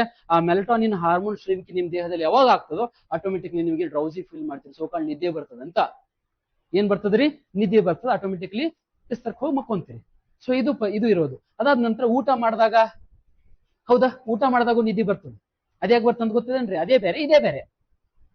ಯಾಕೆ ಬರ್ತದ? ಇತ್ತೀಚೆಗೆ ಒಂದ್ ಮಜಾಕ್ PCL ಕೇಳಿದ್ದೆ. ಏನ್ ಕ್ವಶನ್ ಕೇಳಿ ಬರ್ತದೇನ್ರಿ? ಸ್ವಲ್ಪ ನಮ್ಮಂತವ್ರಿಗೆ ತಿಳಿದವ್ರಿಗೆ ಅದು ನೋಡಕ್ ಹೋದ್ರ ಸ್ವಲ್ಪ ನಗೆಚಟೆ ಅನ್ಸ್ತದ. ಬಟ್ ಪಾಪ ಸಣ್ಣ ಹುಡುಗರು ಡಿಫಿಕಲ್ಟ್ ಏನಂತ, ನಾಸಿಕ ಕುಹರಗಳಲ್ಲಿ ರೋಮಗಳು ಇರುವುದು ಏಕೆ ಅಂತ ಇದು ಕ್ವಶನ್ ಇತ್ತು. ಏನ್ ಹೇಳ್ರಿ? ಮೂಗಿನ ಸಂಧಿ ಒಳಗೆ ಕೂದಲು ಯಾಕಿರ್ತಾವ ಅಂತ ಕೇಳಿದ್ದ. ಯಾರಿಗೆ ಕೇಳಿದ್ದು? PC ಲೆವೆಲ್ ಕೇಳಿದ್ದ. ಇದು ಕ್ವಶನ್ ಅಂತ ಕೇಳಿದಾಗ ನಂಗೆ ನಗು ಬಂದಿತ್ತು, ಇದೇನ್ ಕೇಳತ್ತನ್ ಮಾರ, ಇಲ್ಲಿ ಕೇಳ ಹಣೆ ಬರ್ಕ್ ಇದನ್ ಕೇಳ್ತಾನ ನನಗೆ ಗೊತ್ತಿಲ್ಲ ಅಂತ ಹೇಳ್ಬಿಟ್ಟು. ಯಾಕೆ ಇರ್ತಿರ್ಬೋದು? ಹಾ, ಇನ್ನೊಂದು ಏನಪ್ಪಾ ಅಂದ್ರೆ, ಒಂದು ರೋಮಗಳು ಇರ್ತವೆ, ಎರಡನೇದು ಮ್ಯೂಕಸ್ ಇರುತ್ತೆ. ಆ ಮ್ಯೂಕಸ್ಗೆ ಒಂದು ವೈರಸ್ ಅಟ್ಯಾಕ್ ಆಗ್ತದೆ, ರೈನಿಟಿಸ್ ವೈರಸ್ ಅಟ್ಯಾಕ್ ಆಗ್ತದೆ. ರೈನಿಟಿಸ್ ಅಥವಾ ರೈನೋ ವೈರಸ್ ಅಂತ ಕರಿತೀವಿ. ಆ ರೈನೋ ವೈರಸ್ ಅಟ್ಯಾಕ್ ಆಯ್ತು ನೆಗಡಿ ಆಗ್ತದೆ ಮನುಷ್ಯ. ಅದಕ್ಕೆ ನಮ್ಮ ಭಾಷೆ ಒಳಗೆ ಏನಂತ ಕರಿತೀವಿ? ಸುಂಬಳ ಅಂತ ಕರಿತೀವಿ. ಹೌದಲ್ರಿ? ಹೌದಾ? ಯಾವಾಗಪ್ಪ ಅಂದ್ರೆ ಮೂಗಿಗ ಒಂದು ವೈರಸ್ ಅಟ್ಯಾಕ್ ಆಗ್ತದೆ, ರೈನೋ ವೈರಸ್. ಆ ರೈನೋ ವೈರಸ್ ನಮ್ಮ ಮೂಗಿಗೆ ಅಟ್ಯಾಕ್ ಆಯ್ತಂದ್ರೆ ರೈನಿಟಿಸ್ ಎಂಬ ಡಿಸೀಸ್ ಬರ್ತದೆ. ಅದು ಕಾಮನ್ ಡಿಸೀಸ್, ಎಲ್ಲರಿಗೂ ಬರುವಂತದ್ದೇ. ಅಟ್ಲೀಸ್ಟ್ ವರ್ಷನಾಗ ಒಂದೆರಡು ಸಲ ಅಂತೂ ಬದ್ದೇ ಬರ್ತದೆ, ಬ್ಯಾಡ್ ಅಂದ್ರೂ ಬರ್ತದೆ. ಒಬ್ಬರು ನಮ್ಮ ಮಗಳ ಬಂದು ಸೀಂದ್ರ ಅಂದ್ರೂ ಅದು ಆಟೋಮೆಟಿಕ್ ಆಗಿ ನಾವು ರಿಸೀವ್ ಮಾಡ್ಕೊಂತೀವಿ, ಬಾರಪ್ಪ ನನಗೂ ಬೇಕು ಜಾಗ ಅಂತ ಹೇಳಿ. ಸೊ ಆ ರೀತಿ ರೈನೋ ವೈರಸ್. ಇನ್ನೊಂದು ನಿಮ್ಗೆ ಟ್ರತ್ ಗೊತ್ತಿರಲಿ, ರೈನೋ ವೈರಸ್ ಇನ್ನ ತನಕ ಮೆಡಿಸಿನ್ಸ್ ಇಲ್ಲ. ರೆಟ್ರೋ ವೈರಸ್ ಕೂಡ ಮೆಡಿಸಿನ್ಸ್ ಇಲ್ಲ. Retro virus nothing but HIV, ಅದಕ್ಕೂ ಇನ್ನ ಮೆಡಿಸಿನ್ ಕಂಡು ಹಿಡಿದಿಲ್ಲ. ರೈನೋ ವೈರಸ್ ನಥಿಂಗ್ ಬಟ್ ಮೂಗಿಗೆ ಬರುವಂತಹ ಒಂದು ಸಾಮಾನ್ಯ ನೆಗಡಿ, ಅದಕ್ಕೂ ಕೂಡ ಇನ್ನ ತನಕ ಏನಿಲ್ಲ, ಮೆಡಿಸಿನ್ಸ್ ಇಲ್ರಿ. ಅದು ಬತ್ತಂದ್ರೆ 3 ದಿನ ಇರ್ಬೇಕು ಮಿನಿಮಮ್. ಅಥವಾ ಅವ್ರ ದೇಹದಾಗ ಅನೇಕ ಜಾಗ ಇತ್ತು ಅಂದ್ರೆ ಅದು 8 ದಿನ ಇರ್ತದೆ, 15 ದಿನ ಇರ್ತದೆ. ಬಟ್ ಸ್ಟ್ರಾಂಗ್ ಇಮ್ಯೂನ್ ಸಿಸ್ಟಮ್ ಇದ್ದವ್ರಿಗೆ ಮಿನಿಮಮ್ 3 ದಿನ ಅಂತೂ ಇದು ಇರ್ಲೇಬೇಕು. ಅದು ಬರ್ತದೆ, ಸೈಕಲ್ ಮುಗಿಸ್ಕೊತದ, ಹೋಗ್ತದೆ. ನೀವು ಎಷ್ಟು ಗೋಲಿ ತಂದ್ರು ಕೂಡ ಅದಕ್ಕೆ ಪರ್ಟಿಕ್ಯುಲರ್ ಇನ್ನ ತನಕ ಯಾವ್ದು ಮೆಡಿಸಿನ್ಸ್ ಇಲ್ಲ. ಸ್ಪೆಷಲಿ ಹೇಳ್ತೀನಿ, ಮೆಡಿಕಲ್ ಮಾಫಿ ಹೆಂಗದಪ್ಪ ಅಂತಂದ್ರೆ, ಇಲ್ಲಿವರೆಗೆ ಯಾವುದೇ ರೋಗಕ್ಕ ಸಂಪೂರ್ಣವಾಗಿ ವಾಸಿ ಮಾಡಂಗ ಇನ್ನ ತನಕ ಇಡೀ ಭೂಮಿಮಂಡಲ ಮೇಲೆ ಯಾವುದೋ ಔಷಧ ಇಲ್ಲ. ಔಷಧ ರೆಡಿನೇ ಮಾಡಿಲ್ಲ, ಮಾಡಲ್ ಕೂಡ. ಯಾಕೆ ಮಾಡ್ಬೇಕ್ರಿ? ಹೆಂಗಿರ್ಬೇಕು ಸಂಪೂರ್ಣ ಅಂತಂದ್ರೆ, ಒಂದ್ಸಲ ಜ್ವರ ಬಂತು ಅಂದ್ರೆ ಆ ಜ್ವರದ ಮೆಡಿಸಿನ್ ತೊಂದ್ರೆ ನೀವು ಸಾಯ ತನಕ ನಿಮ್ ಜ್ವರ ಬರಬಾರ್ದು. ಹಿಂಗ ಏನಾರ ಐತೇನ್ರಿ? ಇಲ್ಲ. ಈ ಗೋಲಿ ತೊಂದ್ರೆ ಅಂತ ಕಡ್ರಿ, ಆ ಗೋಲಿ ಪವರ್ ಇರೋ ತನಕ ಜ್ವರ ಹೋಗಿರ್ತಾವ, ಮತ್ ಹೋಯ್ತಂದ್ರೆ ಮತ್ತೆ ಮರದಿನ ನಮ್ಮ ಜ್ವರ ಬರ್ತಾವನೆ. ಕಂಪ್ಲೀಟ್ ಆಗಿ ಕ್ಯೂರ್ ಮಾಡುವಂತ ಮೆಡಿಸಿನ್ಸ್ ಎಲ್ಲೂ ಇಲ್ಲ. ಅದು ಮಾಡಕ್ ಅಸಾಧ್ಯ, ಆಗಂಗಿಲ್ಲ. ಹಂಗೇನಾರ ಆಯ್ತು ಅಂದ್ ಬಳಕ ಮನುಷ್ಯ ಅವ ಹುಟ್ತಾನ ಅಷ್ಟೇ, ಬಟ್ ಸಾಯಂಗಿಲ್ಲ. ಅದು ಬೇರೆ ಮೇಡಮ್, ಅದು ವ್ಯಾಕ್ಸಿನ್ಸ್ ಆರ್ ಡಿಫ್ರೆಂಟ್. ಪೋಲಿಯೋ ಹಂಗಂತೀನಿ, ಪೋಲಿಯೋ ಆಗದೆ ಅದೇ ಸಮಯಕ್ಕೆ ಆಗ್ತದ. ಸೊ ಆ ಟೈಮಿಗೆ ಇಮಿಡಿಯೇಟ್ಲಿ ಏನಪ್ಪಾ ಅಂದ್ರೆ ವ್ಯಾಕ್ಸಿನ್ಸ್ ಅನ್ನ ಹಾಕ್ತಾರೆ, ಅದು ಮಾತ್ ಬೇರೆ. ಸೊ ಹಾಕ್ಲಾರ್ದವ್ರಿಗಂತೂ ಕಂಪಲ್ಸರಿ ಆಗೇ ಆಗ್ತದೆ. ಹೌದಾ? ಸೊ ಅದು ಮಾತ್ ಬೇರೆ ಆಗ್ತದೆ. ಹಿಂಗ ಕಂಪ್ಲೀಟ್ ಕೆಲವೊಂದು ಇದು ಲಾಜಿಕ್, ಇದು ನೀವು ಕೇಳಿಸ್ದಂಗ್ ಲಾಜಿಕ್, ಪೋಲಿಯೋ ಹಂಗ್ರಿ ಅಂತ ಹೇಳ್ಬಿಟ್ಟು. ಸೊ ಎಲ್ಲರಿಗ ಸುಮಾರು ಜನ ಹಂಗಾದ್ರೆ ಪೋಲಿಯೋ ತೊಂದ್ರು ಕೂಡ, ಲಸಿಕೆ ತೊಂದ್ರು ಕೂಡ ಎಷ್ಟು ಜನ ಪೋಲಿಯೋ ರೋಗ ಏನ್ ಬಳಲ್ತಿದ್ದಾರೆ ನೋಡಿದೀವಿ ನಾವು. ಇಲ್ರಿ, ಸುಮ್ನೆ ಹೇಳ್ತಾರೆ. HIV ಅತ್ಯಂತ ಗೌರವಯುಕ್ತವಾದಂತಹ ಒಂದು ದೊಡ್ಡ ಕಾಯಿಲೆ ಅಥವಾ ರೋಗ ಅಂತ, ಬಹಳ ಗೌರವದಿಂದ ಇರ್ತದೆ ಅದು. ಅದಕ್ಕೆ ಹೆಂಗಪ್ಪ ಅಂದ್ರೆ, ನಾವು ಹೋಗಿ ಅದನ್ನ ಕೆಡಿಸೋ ತನಕ ನಮ್ ತನ ಬರಂಗಿಲ್ಲ. ಅದು ನಾವು ಹೋಗಿ ಅದನ್ನ ಡಿಸ್ಟರ್ಬ್ ಮಾಡೋ ನಮ್ ತನ ಬರಂಗಿಲ್ಲ. ನಾವು ಅದನ್ನ ಡಿಸ್ಟರ್ಬ್ ಮಾಡಿದಾಗ ಬಂತು ಅಂತ ತಿಳ್ಕೊಡ್ರಿ, ಕಂಪ್ಲೀಟ್ ನಮ್ ಜೊತೆ ಪ್ರಾಮಾಣಿಕವಾಗಿ ನಮ್ಗೆ ಹೋಯ್ತದ ಅದು. ಅದಕ್ಕೆ ನಾವು ಏಡ್ಸ್ ಅಂತ ಕರಿತೀವಿ. ಹೌದಾ? ಹ್ಯೂಮನ್ ಇಮ್ಯುನೋ ವೈರಸ್ ಅಂತ ಹೇಳ್ಬಿಟ್ಟು ಎಲ್ಲಿ ಬಾಧಿಸ್ತದಪ್ಪ ಅಂತಂದ್ರೆ, ನಮ್ಮ ಮನುಷ್ಯನ ರೋಗ ನಿರೋಧಕ ಶಕ್ತಿ ಮೇಲೆ ಇಮ್ಯೂನ್ ಸಿಸ್ಟಮ್ ಅನ್ನ ಡೌನ್ ಮಾಡ್ಕೊಂಡು ಹೋಗ್ತದೆ. ಅದಕ್ಕೆ HIV ವೈರಸ್ ಅಂತ ಕರಿತಿರ್ತೀವಿ. ಸೊ ಅದಕ್ಕಿಲ್ಲ, ಅದು ಏನಪ್ಪಾ ಅಂತಂದ್ರೆ ಎಂತ ವೈರಸ್ ಅಪ್ಪ ಅಂತಂದ್ರೆ, ಇದಕ್ಕೆ ಮೆಡಿಸಿನ್ಸ್ ಇಲ್ಲ, ಹೇಳಿದಾರೆ ಸುಮ್ನೆ ಅಷ್ಟೇ. ಅದೊಂದು ಸುಮ್ನೆ ಅದು ಏನಂತ ಕರೀತಾರೆ, ಟ್ರೆಂಡ್ ಮಾಡ್ಬಿಟ್ಟಿದ್ದಾರೆ ಮೆಡಿಸಿನ್ಸ್ ಅದ ಅಂತ ಹೇಳ್ಬಿಟ್ಟು. ಮೆಡಿಸಿನ್ಸ್ ಅಂತ ಗೊತ್ತಾಯ್ತದ ಮತ್ತೆ ಅದೇ ಜಾಸ್ತಿ ಚಾಲೂ ಮಾಡ್ತಾರೆ ಜನ. ಸೊ ಹಿಂಗಾಗಿ ಮೆಡಿಸಿನ್ಸ್ ಇಲ್ಲ, ಇನ್ನ ತನಕ ಮೆಡಿಸಿನ್ಸ್ ಇಲ್ಲ. ಅದನ್ನ ಕಂಟ್ರೋಲ್ ಮಾಡಬಹುದು, ಬಟ್ ಕಂಟ್ರೋಲ್ ಮಾಡಿದ್ರು ಕೂಡ ಅದು ಕಂಟ್ರೋಲ್ ಆಗಂಗಿಲ್ಲ. ಅದಕ್ಕೆ ಸಮಯ ಬಂದಾಗ ಅದರ ಸೈಕಲ್ ಮುಗಿಸ್ಕೊಂಡು ಅದು ಹೋಗ್ತಾನೆ ಇರ್ತದೆ, ಅದು ಒಯ್ತಾನೆ ಇರ್ತದೆ, ದೇಹನ ಇಡಂಗಿಲ್ಲ. ಸೊ ಹಿಂಗಾಗಿ ಜಗತ್ತಲ್ಲಿ ನಂಗೆ ತಿಳಿದ್ರ ಪ್ರಕಾರ ಅತ್ಯಂತ ಗೌರವಯುತವಾದಂತ ಏನಾರು ರೋಗ ಏನಾರು ಇದ್ರೆ ಅದು ಏಡ್ಸ್. ಹಾಗಾಗಿ ಯಾವಾಗನು ಕೂಡ ಅದಕ್ಕೆ ದೂರ ಇರಕ್ ನೋಡ್ಬೇಕು. ಅಲ್ಲಿ ಎಲ್ಲೇ ಐತಿ ಚಂದ ಇದಪ್ಪ ಅಂದ್ರೆ ಅಲ್ಲಿ ದೂರಲಿಂದ ಗೌರವ ಕೊಡ್ಬೇಕು, ಇಲ್ಲಿ ನಮಸ್ಕಾರ ಮಾಡ್ಬೇಕು, ನಮ್ ತನ ಬರ್ಕೊಡ್ಬಾರ್ದು. ಸೊ ಅದು ನಾವು ಕರೆ ತನಕ ಅದು ಬರಂಗಿಲ್ಲ. ಅದು ಬಂತು ಅಂದ್ರೆ ಅದು ಬಿಡಂಗಿಲ್ಲ, ಯಾಕಂದ್ರೆ ಅಷ್ಟು ಪ್ರಾಮಾಣಿಕ ನಮ್ ಜೊತೆ ಇರ್ತದೆ. ಹೌದಾ? ಹಂಗಾಗಿ ಗೊತ್ತಿರ್ಲಿ ನಿಮ್ಗೆ. ಸರಿ, ಆ ನಂತರ ಇನ್ನ ಕೆಮಿಸ್ಟ್ರಿ ಒಳಗಡೆ ನಿರಂತರವಾಗಿ ಹೊಸ ಹೊಸ ವಿಚಾರವನ್ನ, ಹೊಸ ಹೊಸ ಅಧ್ಯಯನವನ್ನ ಮಾಡ್ತಾ ಇರ್ತಾರೆ. ಹೌದಲ್ರಿ? Chemistry non stop undergoing study ಅಥವಾ ಇನ್ವೆನ್ಷನ್ ಅಂಡರ್ಗೋಯಿಂಗ್, ಕಂಟಿನ್ಯೂಸ್ ಆಗಿ ಹೊಸ ಹೊಸ ವಿಚಾರಗಳನ್ನ ಪತ್ತೆ ಮಾಡಕ್ ನೋಡ್ತಿರ್ತೀವಿ. ಹಾಗಾದ್ರೆ ಆ ಒಂದು ಯಾವುದೇ ವಿಚಾರವನ್ನ, ಯಾವುದೇ ಅನ್ವೇಷಣೆಯನ್ನ ಪತ್ತೆ ಆದ ನಂತರ ಅದನ್ನ ಪರೀಕ್ಷಿಸಿ ಪ್ರಮಾಣೀಕರಿಸುವ ಸಂಸ್ಥೆ ಒಂದದರಿ. ಹೌದಲ್ರಿ? ಏನೇ ಮಾಡ್ರಿ, ಹೆಸರಿಡೋದು ಕೂಡ ಅದೇ ಸಂಸ್ಥೆ ಹೆಸರಿಡ್ತದೆ. ಹುಟ್ಸೋದು, ಅದನ್ನ ಕಂಡು ಹಿಡಿಯೋದು ಬೇರೆ ಬೇರೆ ಆದ್ರೂ ಕೂಡ ಅದಕ್ಕೆ ಏನಂತ ಹೆಸರಿಡಬೇಕು ಅಂತ ಆ ಸಂಸ್ಥೆನೇ ಹೆಸರಿಡ್ತದೆ. ಆ ಸಂಸ್ಥೆನೆ ಅವಿಪ್ಯಾಕ್ ಸಂಸ್ಥೆ ಅಂತ ಕರಿತೀವಿ, ಅಥವಾ UPSC ಸಂಸ್ಥೆ ಅಂತ ಕರಿತೀವಿ. ಹೌದಾ? ಅವಿಪ್ಯಾಕ್ ಸಂಸ್ಥೆ, ಇದು ಗೊತ್ತಿರಬೇಕು. ಪ್ರತಿಯೊಂದು ಏನಪ್ಪಾ ಅಂದ್ರೆ ರಾಸಾಯನಶಾಸ್ತ್ರದಲ್ಲಿ ಆಗಿರುವಂತಹ ಪ್ರತಿಯೊಂದು ವಸ್ತು, ಪ್ರತಿಯೊಂದು ಧಾತು, ಅದಕ್ಕೆ ಏನಪ್ಪಾ ಅಂದ್ರೆ ಅದಕ್ಕೆ ಅರ್ಥ ಬರುವಂಗೆ ಏನಪ್ಪಾ ಅಂದ್ರೆ ಅದ್ರ ಬಗ್ಗೆ ಸಂಪೂರ್ಣ ಅಧ್ಯಯನ ಮಾಡಿ, ಹೌದಾ, ಸರಿನೋ ತಪ್ಪೋ, ಒಳ್ಳೆಯದೋ ಕೆಟ್ಟದ್ದೋ, ಅದಕ್ಕೆ ಒಂದು ಹೆಸರಿಟ್ಟು ಅದಕ್ಕೆ ಬೆಳಕಿ ತೊಗೊಂಬರುವಂತ ಸಂಸ್ಥೆ ಏನಾರೇ ಇದ್ರೆ ಅದು ಅವಿಪ್ಯಾಕ್ ಸಂಸ್ಥೆ ಅಂತ ಕರಿತೀವಿ. ಹೌದಾ? UPSC ಲಾಂಗ್ ಫಾರ್ಮ್ ಕೇಳಿದಾರೆ, ಯಾರಿಗಾದ್ರೂ ಗೊತ್ತೇನ್ರಿ? IUPAC, international union pure applied chemistry, international union of pure and applied chemistry ಅಂತ ಹೇಳ್ಬಿಟ್ಟು ಈ ಸಂಸ್ಥೆ 1919ರಲ್ಲಿ ಅಮೆರಿಕದಲ್ಲಿ ಹುಟ್ಟಾಕಿಸ್ತಾರೆ. ಸುಮಾರು ಜನ ರಸಾಯನಶಾಸ್ತ್ರನ ಸೇರ್ಕೊಂಡು ಈ ಸಂಸ್ಥೆ 18ನೇ ಶತಮಾನದಲ್ಲಿ ಇದ್ರ ಬಗ್ಗೆ ಅಧ್ಯಯನ ನಡೀತದೆ. ಅದ್ರ ಕಂಪ್ಲೀಟ್ ಆಗಿ ಕಮ್ಸ್ ಟು ಅಡ್ಮಿನಿಸ್ಟ್ರೇಷನ್ ಬಂದದ್ದು 1919ರಲ್ಲಿ ಅಂತ ಗೊತ್ತಿರಬೇಕು. 1919ನಲ್ಲಿ USA ನಲ್ಲಿ ಇದ್ರ ಕೇಂದ್ರ ಕಚೇರಿ ಹುಟ್ಟಾಕಿಸ್ತಾರೆ. ಈ ಸಂಸ್ಥೆ ಏನ್ ಕೆಲಸ ಮಾಡ್ತದಪ್ಪ ಅಂತಂದ್ರೆ ರಸಾಯನಶಾಸ್ತ್ರದಲ್ಲಿ ಆಗುವಂತಹ ಎಲ್ಲ ಹೊಸ ಹೊಸ ಅನ್ವೇಷಣೆಗಳು, ಅವಕ್ಕೆ ಹೆಸರಿಡುವುದು, ಅದ್ರ ಉಪಯೋಗ, ಅನುಕೂಲಗಳು, ಅನಾನುಕೂಲಗಳು, ಯಾವ ಧಾತು ಯಾವನ್ನ ಕಂಡು ಹಿಡಿದ್ರು, ಆ ಧಾತುವಿನ ಏನಪ್ಪಾ ಅಂದ್ರೆ ಪ್ರೆಸೆಂಟ್ ಟ್ರೆಂಡ್ ಏನು, ಸೊ ಎಲ್ಲನೂ ಕೂಡ ಏನಪ್ಪಾ ಅಂದ್ರೆ ಪತ್ತೆ ಹಚ್ಚಿ ಅದನ್ನು ಪ್ರಮಾಣೀಕರಿಸಿ, ಅದು ಪರೀಕ್ಷಿಸಿ ಪ್ರಮಾಣೀಕರಿಸಿ ಹೆಸರಿಡುವಂತ ಸಂಸ್ಥೆ, ಬೆಳಕಿಗೆ ಬರುವಂತ ಸಂಸ್ಥೆ. ಆ ಕಂಡು ಹಿಡಿದವರನ್ನ ಒಂದು ಒಳ್ಳೆ ಏನಪ್ಪಾ ಅಂತಂದ್ರೆ ಆಚರಣೆ ಮಾಡುವಂತ ಸಂಸ್ಥೆ. ಅವರಿಗೆ ಏನು ನೋಬೆಲ್ ಕೊಡ್ಬೇಕು ಅಥವಾ ಸೈನ್ಸ್ಗೆ ಸಂಬಂಧಪಟ್ಟಂತ ಪ್ರೈಸ್ಗಳು ಕೊಡ್ಬೇಕು, ಅದೆಲ್ಲ ಅವಾರ್ಡ್ ಕೊಡುವಂತ ಸಂಸ್ಥೆ ಏನಾರು ಬಂದ್ರೆ ಮೊದಲು ಐಯುಪ್ಯಾಕ್ ಸಂಸ್ಥೆಯಲ್ಲೇ ಅದನ್ನ ಏನ್ ಮಾಡ್ತಾರೆ, ಪ್ರಮಾಣೀಕರಿಸ್ತಾರೆ. ಸೊ ಐಯುಪ್ಯಾಕ್ ಸಂಸ್ಥೆ ಎಲ್ಲದರಿ US ನಗದ 1919ರಲ್ಲಿ ಇದನ್ನ ಹುಟ್ಟು ಹಾಕಿಸ್ತಾರೆ. ಎಸ್ಟಾಬ್ಲಿಷ್ ಆಗ್ತದೆ ಎಂಬುದು ಗೊತ್ತಿರಬೇಕು. ಹಾಗಾದ್ರೆ ಭಾರತನಾಗ ಒಂದದ ಇದ್ರ ಸಬ್ ಸಂಸ್ಥೆ ಅಂತ ಕರೀತಾರೆ, ಇದರ ರೀಜನಲ್ ಅಂಡರ್ ಅಂತ ಕರೀತಾರೆ, ಅದನ್ನ NCL ಅಂತ ಕರೀತಾರೆ. ಏನ್ ಹೇಳ್ರಿ, NCL ಅಂದ್ರೆ ನ್ಯಾಷನಲ್ ಕೆಮಿಕಲ್ ಲ್ಯಾಬೊರೇಟರಿ ಅಂತ ಕರೀತಾರೆ. ಏನ್ ಕರೀತಾರ್ರಿ, national chemical laboratory. National chemical laboratory ಇದು ಎಲ್ಲದ ಕೇಂದ್ರ ಕಚೇರಿ ನಮ್ಮ ಭಾರತನಾಗ ಅಂದ್ರ ಲಖನೌನಾಗ ಅದರಿ. ಇದ್ರ ಕೇಂದ್ರ ಕಚೇರಿ ಬಂದ್ಬಿಟ್ಟು ಲಖನೌನಾದ. ಇದನ್ನ 1960ರಲ್ಲಿ ಇದನ್ನ ಹುಟ್ಟಾಕಿಸ್ತಾರೆ. 1960ರಲ್ಲಿ ಹುಟ್ಟಾಕಿಸ್ತಾರೆ. ಸೊ ಭಾರತದಲ್ಲಿ ಆಗುವಂತ ಪ್ರತಿಯೊಂದು ಈ ರಸಾಯನಶಾಸ್ತ್ರದಲ್ಲಿ ಏನೇ ಅನ್ವೇಷಣೆ ಆದ್ರೂ ಕೂಡ ಅದನ್ನ ಪ್ರಮಾಣೀಕರಿಸುವ ಸಂಸ್ಥೆ ಯಾವುದು, NCL ಸಂಸ್ಥೆ. ಈ NCL ಅಲ್ಲಿ ಅದು ಪ್ರಮಾಣೀಕೊಂಡಾದ ನಂತರ ಮುಂದೆಲ್ಲ ಹೋಗುತ್ತೆ, ಐಯುಪ್ಯಾಕ್ ಹೋಗುತ್ತೆ. ಐಯುಪ್ಯಾಕ್ ಏನಪ್ಪಾ ಅಂದ್ರೆ ಪ್ರತಿಯೊಂದು ಏನಪ್ಪಾ ಅಂತಂದ್ರೆ ಧಾತುವಿಗೂ ಅದೇ ಹೆಸರಿಡುತ್ತ, ಪ್ರತಿಯೊಂದು ಕಾಂಪ್ಲೆಕ್ಸ್ಗೂ ಅದೇ ಹೆಸರಿಡುತ್ತ. ಸೊ ಇದನ್ನ ಏನಂತ ಕರೀತಾರ್ರಿ, ಈಗ ನೋಡ್ರಿ ನಾವು ಇದನ್ನ ನಾರ್ಮಲ್ ಆಗಿ H2 ಅಂದ್ರೆ ವಾಟರ್ ಅಂತ ಕರಿತೀವಿ. ವಾಟ್ ಈಸ್ ಮೀನ್ ಬೈ ಇದ್ರ ಕೆಮಿಕಲ್ ಹೆಸರು ಕೇಳಿದ್ದಾರೆ. ಡೈಹೈಡ್ರೋಜನ್ ಆಕ್ಸೈಡ್ ಅಂತ ಒಬ್ರು ಇಟ್ರೆ, ಹೈಡ್ರಾಲ್ ಅಂತ ಒಬ್ರು ಕರೀತಾರೆ, ಹೈಡ್ರೋಜನ್ ಮೊನಾಕ್ಸೈಡ್ ಅಂತ ಒಬ್ರು ಕರೀತಾರೆ.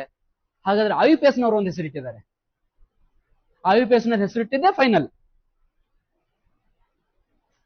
ಅಧಿಕೃತವಾಗಿ ಅವ್ರು ಏನ್ ಮಾಡ್ತಾರೆ, ಅದನ್ನ ಪರೀಕ್ಷಿಸಿ ಅದನ್ನ ಏನ್ ಹೆಸರು ಇಡ್ಬೇಕು ಅದನ್ನ ಹೆಸರಿಡ್ತಾರೆ.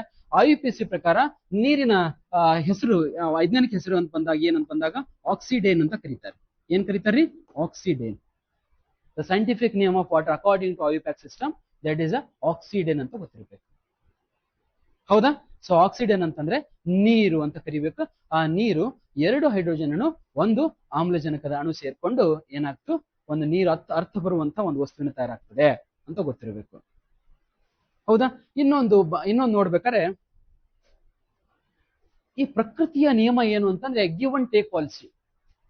ಎಂತ ಪಾಲಿಸಿ? Give and take. ನಾವು ಒಂದು ಕೊಡ್ತೀನಿ, ನೀವು ನಂಗೆ ಕೊಡು. ನೀನು ಬದುಕು, ನಾನು ಬದುಕ್ತೇನೆ. ಹೌದಾ?